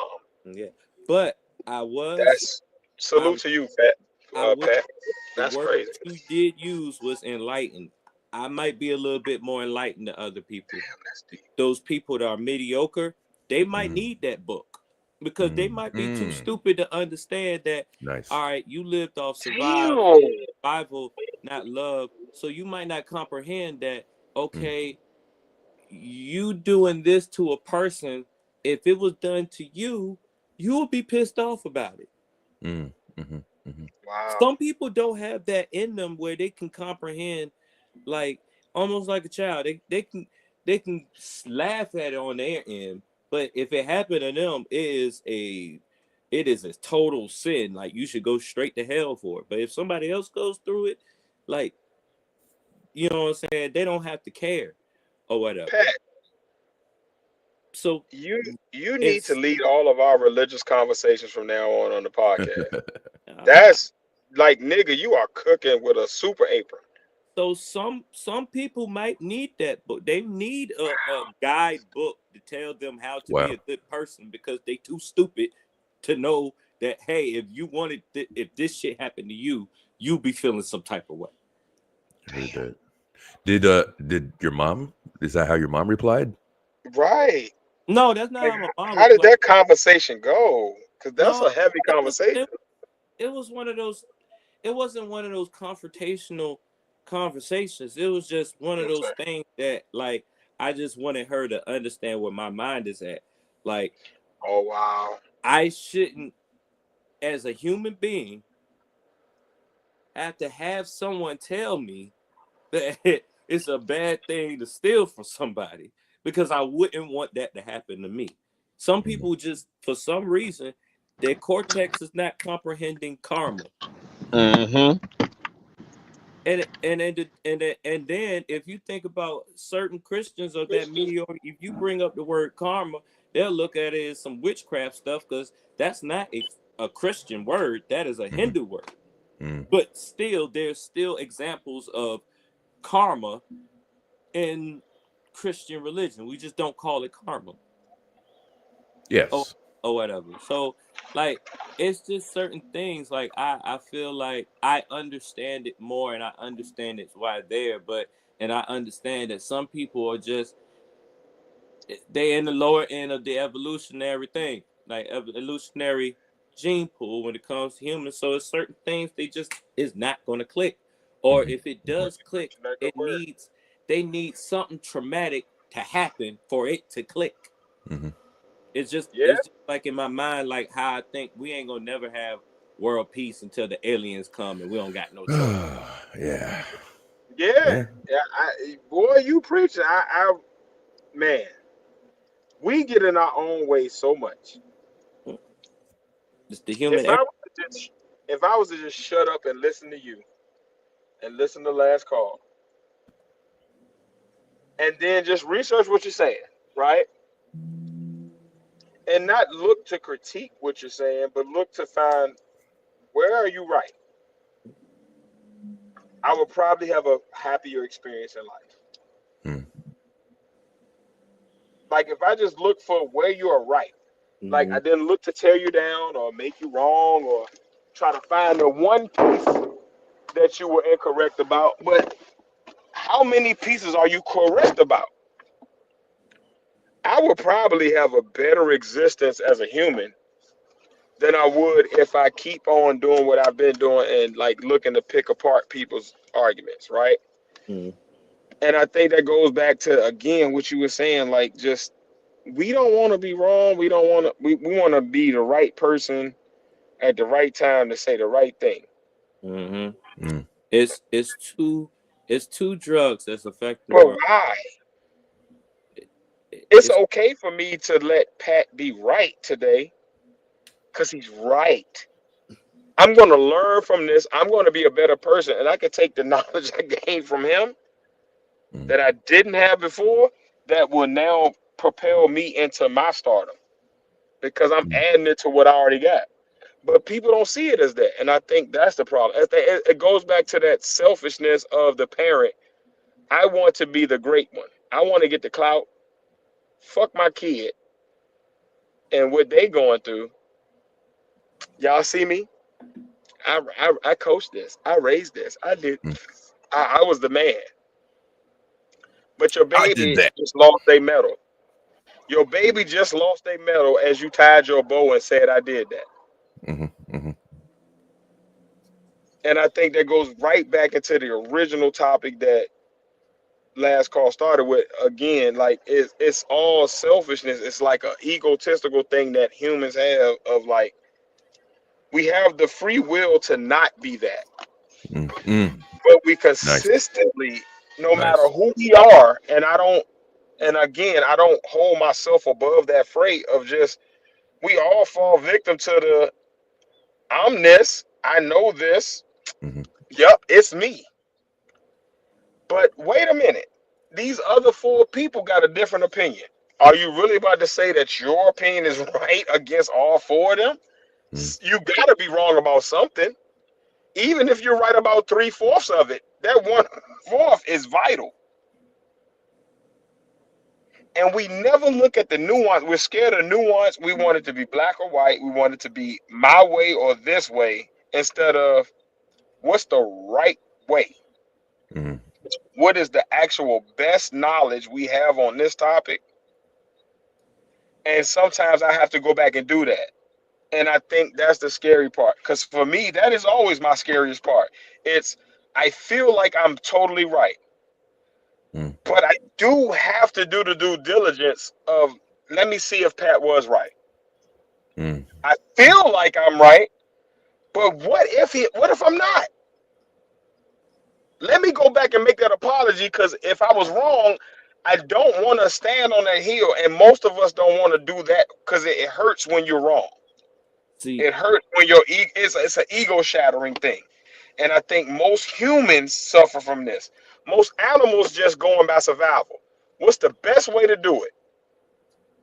That beaver did this thing. Well, I'm a coyote, but he did it and it made sense. I'm gonna do it too. Mm. But we're scared of that, because if that beaver did it, then what does that mean about me as the coyote? Am I dumb? Am I not worthy? Am I no longer worthy of this audience that I feel like I've cultivated? Especially in this social media realm now, where everything is clicks and follows. How dare I be dumb? How dare I look unintelligent? But sometimes that may be the thing that gets you to intelligence, if you would just humble yourself and just say, you know what? Last call just taught me something last week. Like, I've learned more doing a podcast than I've taught. And I think if we approach it that way, that helps. Like, there has been moments where I've had to come back and apologize, but I don't censor those moments, because I look at it as like, this is all learning. Like, if last call teach me something this week that I didn't know the week before, I'm now a better person going into my future week. As I approach Monday, I feel better because I now have this extra set of knowledge that I wasn't even privy to before I made this comment. But because he negated it and he was able to debunk it, okay, well, now let me look further into this, because obviously I'm missing something. But I think even as myself, as most people, we're scared of growth. We're scared of being outside of our realm. We're scared of being wrong. And I would say that again, when I watch Neil, I'm a subscriber to Neil deGrasse Tyson's podcast. And at least once a month, he had to bring on a scientist to debunk what he said. Mm. I think that's a very humbling thing, but a very vital thing to do as people, is to humble yourself and realize we don't know everything, anybody. The smartest of us don't know everything. I think that rates your intelligence, because the more you know, the more you don't know. So if you humble enough to realize that you don't I'm know, a complete dummy. yeah, And I like, realize it. More and more as I get older, I realize how dumb I am. every time you get, there's another question. Yes. And if you you're searching for answers, that's what the search is. But You know, intelligence is knowing which, are you going to ignore the question? Y'all Is it stop synergy right is there, dope. or are you going to keep going? Yes. Yes. Yes. I think that reminds me of one thing. I'm going to mess it up, of course.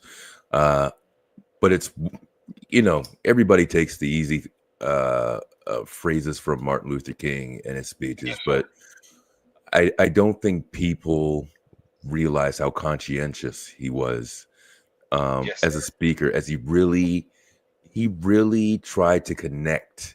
No matter how racist you were, he tried to connect with you on such a logical level. 100. One of the things that he used to say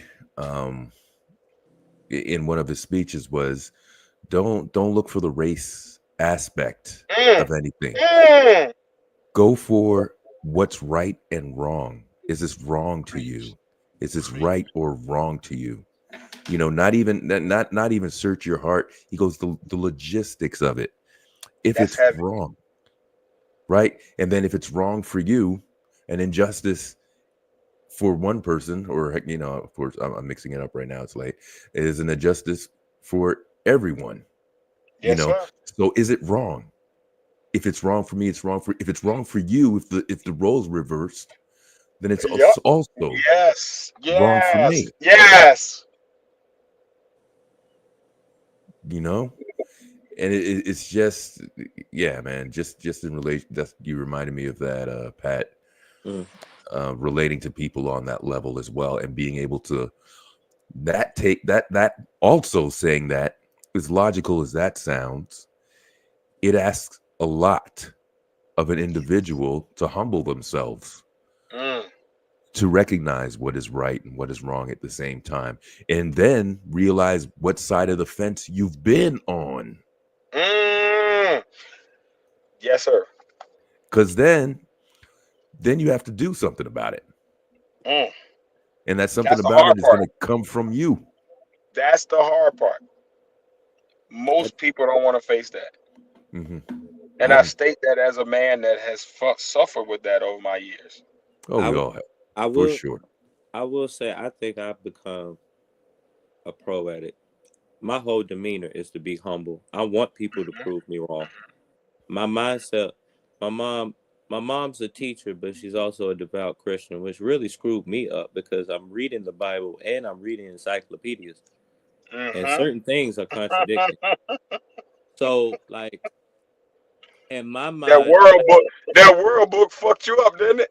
yeah, I'm telling you. I remember them encyclopedias when I was a kid. Them world books, man, they and I opened my can't be Preach. mad at it because these are the same books that got you through college. So Yes, sir. that was my whole conflict, and I have come to the conclusion that most scientists I ever seen, they act like they don't know what they're saying sometimes because they still have questions. Mm.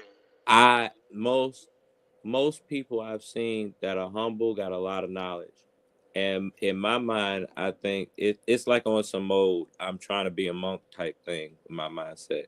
Thank you.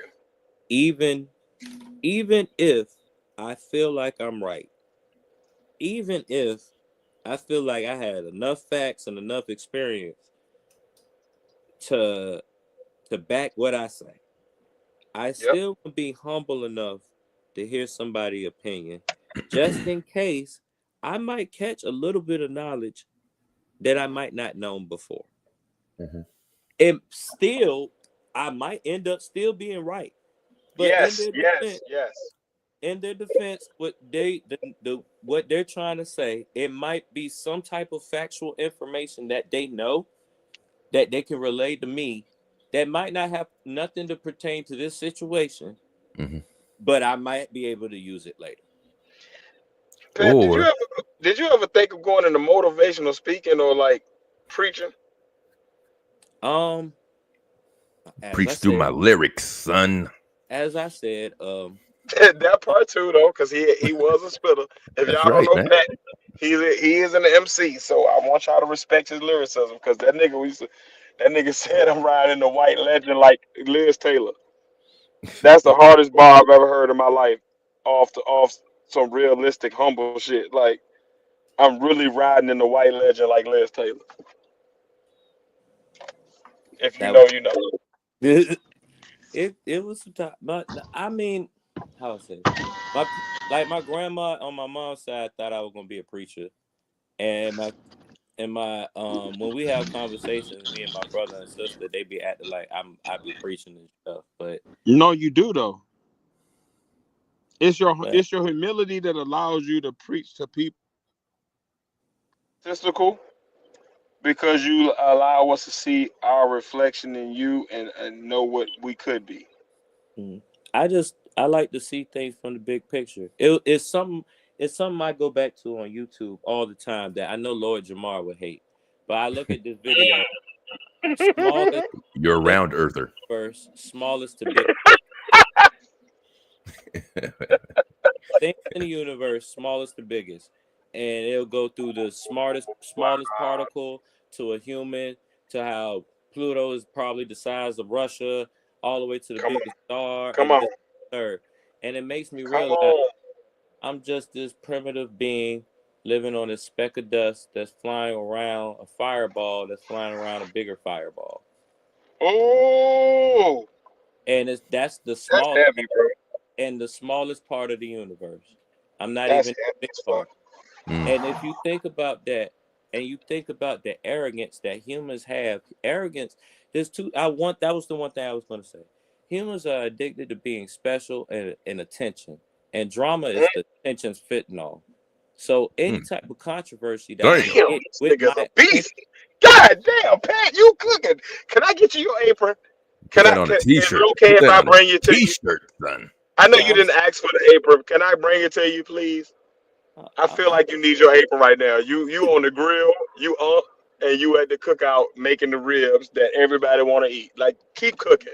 All right, let him finish. Let him finish that point. That was good.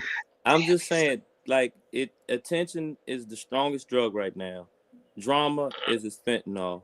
And anytime you have some type of attention with some type of controversy that builds up that person's visibility, which also feeds their fix for attention. So of course he went back to Vlad. Because either way, even if he looked like a sellout, the controversy of it is going to move forward or whatever. So let me. Damn, Pat, you cooking. So like now, if I go back to what I was saying, with humans, of course there's flat earthers, because humans have this arrogance just because we can talk to each other and we building buildings or whatever, that we're smarter than the other animals that's on it. We don't even think of ourselves as animals, and we're animals. Damn, that's Either you're an animal or a plant. Can you say that statement again, Pat? Because ain't nobody gonna leave me when I say it. Can you say it again? Humans don't even believe they're animals, and they're animals. You can only be two things: an animal or a plant. Come on, bro. Come on, bro. Or God, if you're a living thing. this nigga's cooking. If you're a living thing. So they don't even think of that. Not only that, we're the most dangerous animal on Earth. Next is the hippo. Shit, this nigga broke it down. Yo, can I? Not only that, because of that arrogance, we think we're the center of the freaking universe. We think we're that important, that we're the freaking center of the freaking universe. All this goddamn space in the world, and we're the only things that's living in the universe. That don't make any sense. That don't even make mathematical sense. That don't make any type of sense. You know why that's true also. So every alien invasion movie is always how great people want to see how we're doing. Not that there could possibly be other better technologies or civilizations out there. It's what are these humans? And bringing up Neil deGrasse Tyson, he says something that of course, I'm not going to sound as profound as he says it, but something in our closeness of the DNA between humans and like chimpanzee. Yes. Right? I think he says like we're point some percent of a difference. Okay, so we know that. And he says, look at the differences of what we're able to do over those chimpanzees. Now, what if somebody had that deficit over us? What they would be able to accomplish? See, I was going to get to that. The simple fact That's deep. If you a race that can travel from light years from one space. Now think about this. When you look at a star, you're looking at the past, because that's not current. That's just the light. Come on! Oh! God damn, I love when y'all talk this science shit. Shout out Emmanuel Briggs, because he was the first person in the chat that was like, talk that science shit. So shout out to him, because he was on it. Like when you see that, y'all you look talk. at the past. So like if you look at a planet that's close to that star, you're just looking at the light in the past. So when you see it, you just seeing the primitive version of it. By the time something from that planet get here, and it's actually able to get here, you're gonna be surprised, because you're looking at a primitive life. But the time it took for it to get here, it was it became a very intelligent sentient race that was able to have technology to travel light years over here, not die out, and still take us over. We have no freaking chance, because we ain't even got we could barely go to the moon without blowing the fuck up. We can barely go to levels in water. Can't even drive a bus. Becoming a meme. Show up every week. You are cooking, my boy. God damn, nigga. So, and then you have that type of arrogance. And when you have that type of arrogance, it's like I said, A dumb person already think they're smart. God damn. If you have that type Yes, sir. and you got religions and ways of thinking that got millions of people thinking this way. Yeah, when the aliens come, they're gonna think we're stupid. We're gonna be ants. We're gonna be nothing but cattle. We're nothing but animals like the rest of them because we are too lazy to go another thinking, a way of thinking. Like Absolutely. just the simple fact, like it's just the simple fact that we have this much arrogance that we think we can regulate what God thinks. Us, this primitive human thing, this primitive animal on a speck of dust. And whatever you believe God is what he's talking about. Like whatever. I know my bro. He's not even specifying for you to get that technical, but just oh my God, that nigga's cooking. You have the comprehension to think of what God would be. Yes, sir. Verse is like I have a line. I have a song called Demigod, and I have a line, and the first thing I start off in the verse is, "Imagine the vision the eyes of God capture." That's Say that again. Imagine the vision the eyes of God capture. Hold on. I want to get a screen record of this. Can you say it one more time, Pat? Imagine the vision the eyes of God capture. That's gonna be part of my devotion tomorrow. That's deep. That makes you have to think way past your regular self to get an answer for that. And you still can't because you're nothing but a primitive animal on earth. Like that doesn't even make sense. Just because you got a big ass pointy special hat, you think you know everything about God. You haven't even been on this plane, but what 100 years? The Earth been here for 47 billion years, and you think you know everything in them 47 billion years, and everything around it. That don't make any fucking sense. So everybody need to calm the fuck down. You and Last Call need to do this every week. Can I just tell y'all, like, in this past 40 minutes, how much brain waves and intellect that I've gathered from y'all two? We're sending it out. All three people. No, but like, all three people. Man, I don't think y'all understand what y'all doing right now. Like, this is genius level intellect. This is Brother Pat, man. This is Brother Pat. Nah, but you going back and forth. Like, when I tell you, like, this is the type of conversation that we need to have because it's past the surface. Yeah. And what I tell my son all the time is think past the first thought. Our first thought will always lead us to instinct. Right? That's going to lead us to fight, flight, fright, whatever it is. It's going to lead us there, and we're going to react based off of that. If we was to think past that first thought, we usually will make the right decision. It's that second thought, third thought, fourth thought that actually gets us to it. The first thought is do with self-preservation. I'm going to ignore everything else around me. If a parent was to think like that and they just start out the first thought, their kid would be at a huge detriment. Right. But most parents think past the first thought. And when I tell people this, they don't always get it, but I know y'all will get it because y'all are thinking past the first thought. It's the first thought that gives you the idea.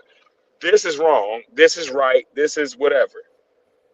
It's the second thought, the third thought, the fourth thought that makes y'all think past that to get to the conclusions y'all are coming up with and are hitting us with in this moment. And a lot of those things it's either things that we've never heard or things that we've heard all the time and didn't want to listen to. And I'm going to say 75 to 80% of the things that y'all are saying are things that we wanted to hear, we just didn't want to listen to. And the way y'all are putting it as a group right now is amazing. And I just want to salute y'all because it's making me think. There's parts of this conversation that I was going to rebut, and I don't have a rebuttal for anymore after listening to both of y'all. And I think that's the important piece to all of it. It's like, yes, I am right until I am presented with better information, and then I'm wrong. And I tell my son all the time, like, I know what you thought. You thought this was right. But once you're presented with better information, you got to eliminate that and not stay on that thought because the thought was wrong. Fact is not a thought. Fact is not a feeling. Fact is not a nothing. This is what it is. How do we operate off of that knowledge? Mm. That's fact. Nobody can debate it, debunk it, argue with it. You can be sad about it, happy about it, glad about it, mad about it. It's going to be what it is. At the end of the day, when you do all of the tests, all of the circumstances, this is what you're going to land with. And y'all are giving fact tonight. And I appreciate y'all for that, because it makes those of us who are high thinkers push for the second, third, fourth, and fifth thought. It makes those of us that are very elementary thinkers at least go past the first thought we had, because we're presented with an obstacle that we can't overcome. How do we get past that? Knowledge. I What they're saying understand is, exactly what you're describing. let me study what Last Call and Pat is saying right now, because they're giving a context to some shit that we all go through every day on a micro level, like just being regular humans. I don't know more than the average person, but what they're giving us is the jumping off points to discover past that first thought, because past that first thought is where we discover compassion, the whole being bigger than the parts. We discover those pieces of ourselves that like is uncomfortable, but we have to work through it, because if we don't, we're going to be stuck. It's those pieces that push us, and y'all are presenting, and I just appreciate y'all. Keep cooking. I was going to say, I don't want anybody to say I'm trying to diss their religion or whatever, because if I grew up in the Middle East, I would probably be Islamic or Hindu. If I grew up in Japan, I'd probably be Shinto and Buddhist. But I would be, in a way, in the same mindset that I am right now. It's But I just still have to think those are the training things, like right before somebody become a master, they got to go through those training and the test of a monk or whatever, become the martial arts master. Christianity might be them training tests for that person. Somebody gotta beat your legs for them legs to be strong enough to perform Muay Thai. As a person that's went through kickboxing and Muay Thai training, there is a very painful process in getting your bones, muscles, ligaments, tendons, fingers, limbs, and whatever conditioned to being calloused enough to handle the impact of a real front kick. And it's a lot of mental trauma you're going to have to go through in life so you can actually get to a elevation. Yes. If I want to kick you, I have to go endure a certain amount of pain, and I have to be conditioned to that pain before I kick you. Exactly. And if I'm not, I'm going to be fucked up too. And we're all fucked up then. And I was going to say, with that quote that I said, imagine the vision, the eyes of God captured. Preach, my boy. If you think if you think in perspectives, right, you can predict the future. I know if I do this to this person, and the way this person act from what I experienced before, I know they're going to think this way. And if they're going to think this way, they're going to do this one thing. Nice. Man, I love y'all for teaching me every week. And I mean for both podcasts, and I need to give both y'all flowers. Like the way y'all put stuff, Pat, the way your creativity allows you to put stuff in perspective for that layman. And same with Last Call, the way your intellect allows you to put stuff for the layman. I appreciate y'all. Appreciate it, man. One is my big bro, one is my little bro, and to both bros, for the person that is highly intelligent but needs those markers and those pieces to like check me or to remind me. I weekly get those reminders from you two, and I appreciate you. And to those people out there that's like me, that's like, you feel like you smart as fuck, but you keep making wrong decisions. It's not you're a bad person. It's get your guidance right. These brothers are teaching you like basic life lessons, and if you are intelligent enough to catch it, you're about to have an amazing week. They just said a whole lot in a short time that is like hugely profound when it comes to understanding and analyzing our day-to-day interactions with the world. from last call's understanding of not only capitalism, but also the emotional aspect and those like sociological pieces of like, yes, we are here, but we're also there. And how do we merge them? And this is like these pieces. And then Pat coming in with the sociological aspect of like, hey, overarching, these are the things we're facing. How do we get back? Like, y'all are preaching, and I don't know if y'all know that because y'all are just speaking your truths. But as two highly intelligent and in tune individuals, as a person from the outside looking in, I appreciate y'all because y'all are. When I say y'all got the apron on, I'm not saying that facetiously. I'm saying that in a way of like y'all are really putting me up on some like different ways I can approach my week and approach other people that I'm encountering this week because of the knowledge that y'all are putting on my heart right now. Definitely, man. Yeah, much Y'all are appreciated. sharp. This is what Like we do. We the way create a y'all broke this shit down, like, oh That's what my we God. do is create an environment where we're allowed to talk to God each other, damn. man, get our ideas out and stuff. And man, it worked out great, man. I'm glad Y'all to are have you, on Pat. point. Thank you for tapping in. I'm glad for Tiz as always, man. And Hey man, I'm just just together, saying, man. man. What a great Y'all have grown me so much in a night as my big bros and my little bro, like that I just gotta thank y'all. Cause if somebody's laming out there and they were leaning on whatever side of the Godfrey shit or whatever else, if you don't get it by now, after these brothers have broken it down to such basic criteria, it's on you now. That's your fault. I gotta say it. Like it's on you now. Cause those of us that are at least enlightened enough to know who we are as a person, we're able to pick them on what y'all saying, and we can take that and action that today. Thank y'all. All right, man. All right, my dude. I'm glad we did, Damn, man. that I'm was glad deep as somebody fuck. appreciated it. Y'all And are maybe beasts. others out there will also be able to I hope so. appreciate the chat too. Thank you. So moving on just a little bit. I did want to try to do a top 3. Tiz, Ooh, I got you. I think I'm spent. It's up to your timing though. What I think we got to save it for next time. But what I would like to do in Not a problem. honor of the Tiz top 3 is top 3 things you got from today, but not in no academic sort of sense. Mine's kind of silly, you know, just anything that you could recall from the show, anything you learned. Some shows do this. It could be a funny thing. It could be a serious Last thing. call's top 3. No. Put Just your one apron thing. on, last call. Get your We'll just spatula go out there. because you cooking. The So last who wants call to set it top off? 3. Who wants to got set you. it off? I got you, my boy. You got one?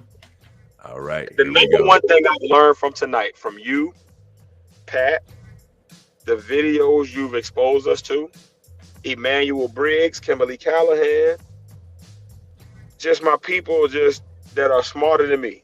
And these are people, and when I say this, I'm going to say this humbly because I think we're talking in the spirit of humility tonight. And it's just being honest, I'm a very intelligent person on the cocky side. However, there are people smarter than me, and I surround myself with them for a reason.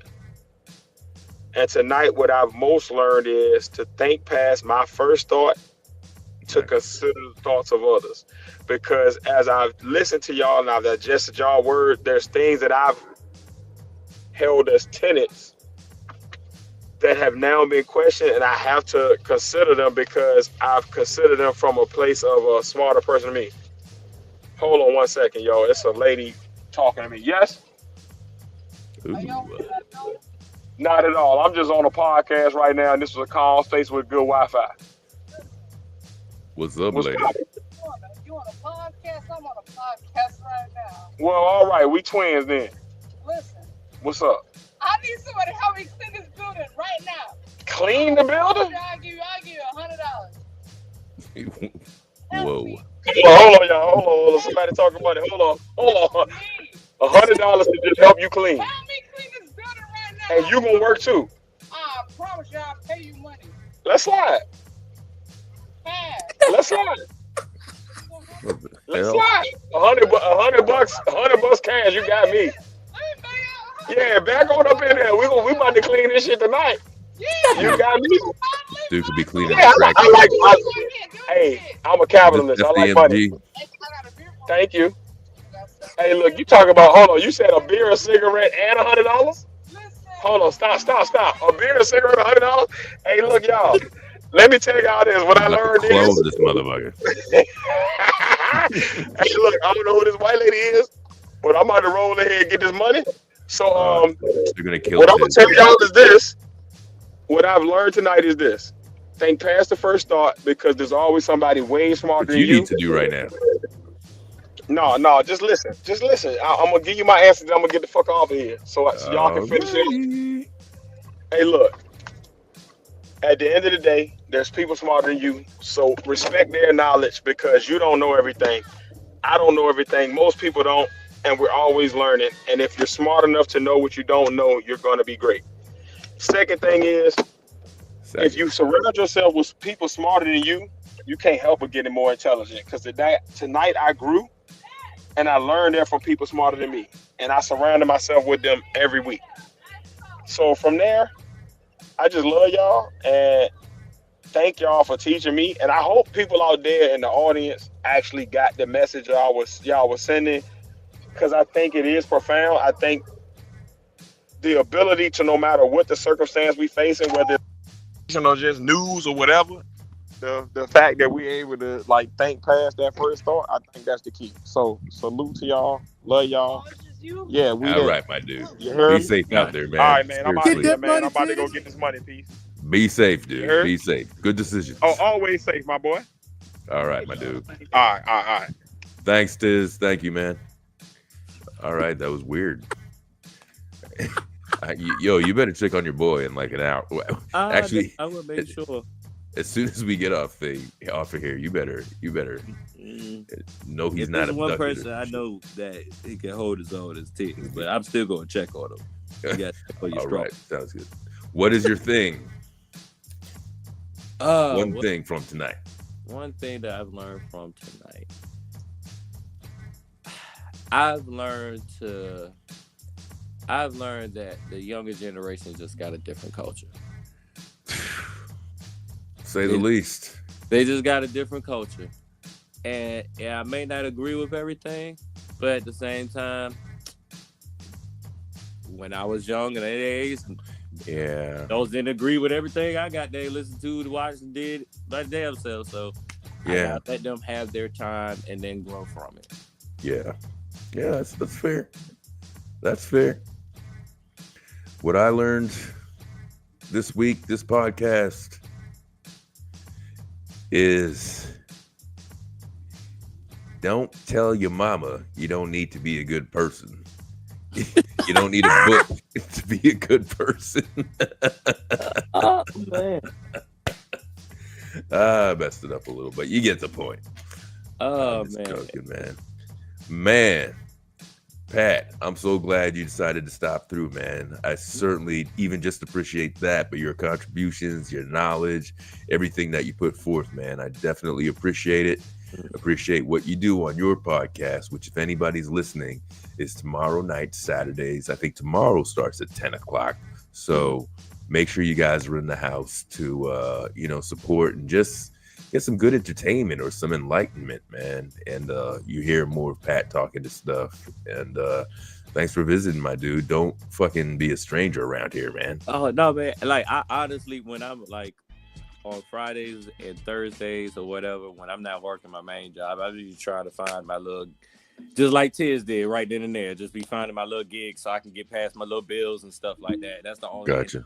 That's the only other reason, pretty much, or whatever. Or I will hop in, or if I'm in a situation where I might be able to listen, but I might not be able to hop in because it's noise around me, you know? Yeah. So, whatever. But I said I was going to do it, and I had the time, and I was able to find the space, so I wanted to drop in. Because I promised, so I can go ahead and do it. All right, man. Anytime, man. Simply just don't be a stranger. Definitely appreciate you, man. Oh, no, it was definitely All right, fun. It was definitely fun. All right, cool. I'm going to do my little closing up thing, and I'll catch you around tomorrow. Hopefully hopefully. I got a dinner to go to, and then I'm going to rush home and meet you guys up after 10 o'clock. Y'all, you know how I am with even my own podcast. I do like a million things and then try to be there on time. I'll be like, hey, guys. And fuck up my intro and all that stuff. But I'm gonna go. It was definitely a pleasure. All right, boss. Take it easy, man. Peace. All right. Peace. Wow, man. What a show. What a show. What a show. We got another one in the bag. This is number 40 of the Last Call podcast. Why can't we be friends? Why can't we be friends? Man, I can't even tell you how much I loved the show today. You know, respect. Finally, the Padawan came over. Face stopped by. Poor Josephine was sick. Hopefully you're feeling better or getting to feel a little bit better as well. If you heard any of this, you might have to be replay gang. Thank you, Kimberly Callahan, for stopping by too, checking in. YM with your contributions, stepping in like you said you would too. There was one person that came in. Forgot your name, man. I think you came in last week too. Something, think first. Yeah, man, drop back in, subscribe, check out the videos and all that, man. We've also had the one and only Emmanuel Briggs. You should go back. We were talking about you at the beginning of the show, man. Thank you for stepping in and your contributions as well, man. Holy, what a conversation. First half was great. We were talking about, you know, the track stuff, Umar, Lord Jamar, and then, man, Padawan just took that to a higher level too, man. And no disrespect to Tiz, you know, he's always doing his stuff and we could chat for hours. So I'm just so glad about that dynamic that they both added to this program, man. And I'm very happy the way that things went. Go check out the Partners Saturday night, 10 o'clock. I'll be stopping by there also, man. If you're new, do me a favor, man. Like, share, and subscribe. Help me out. Check out my videos. Look forward to my other videos so you can get that notice. This has been Last Call. Got another one in the bag. Appreciate you. Peace out.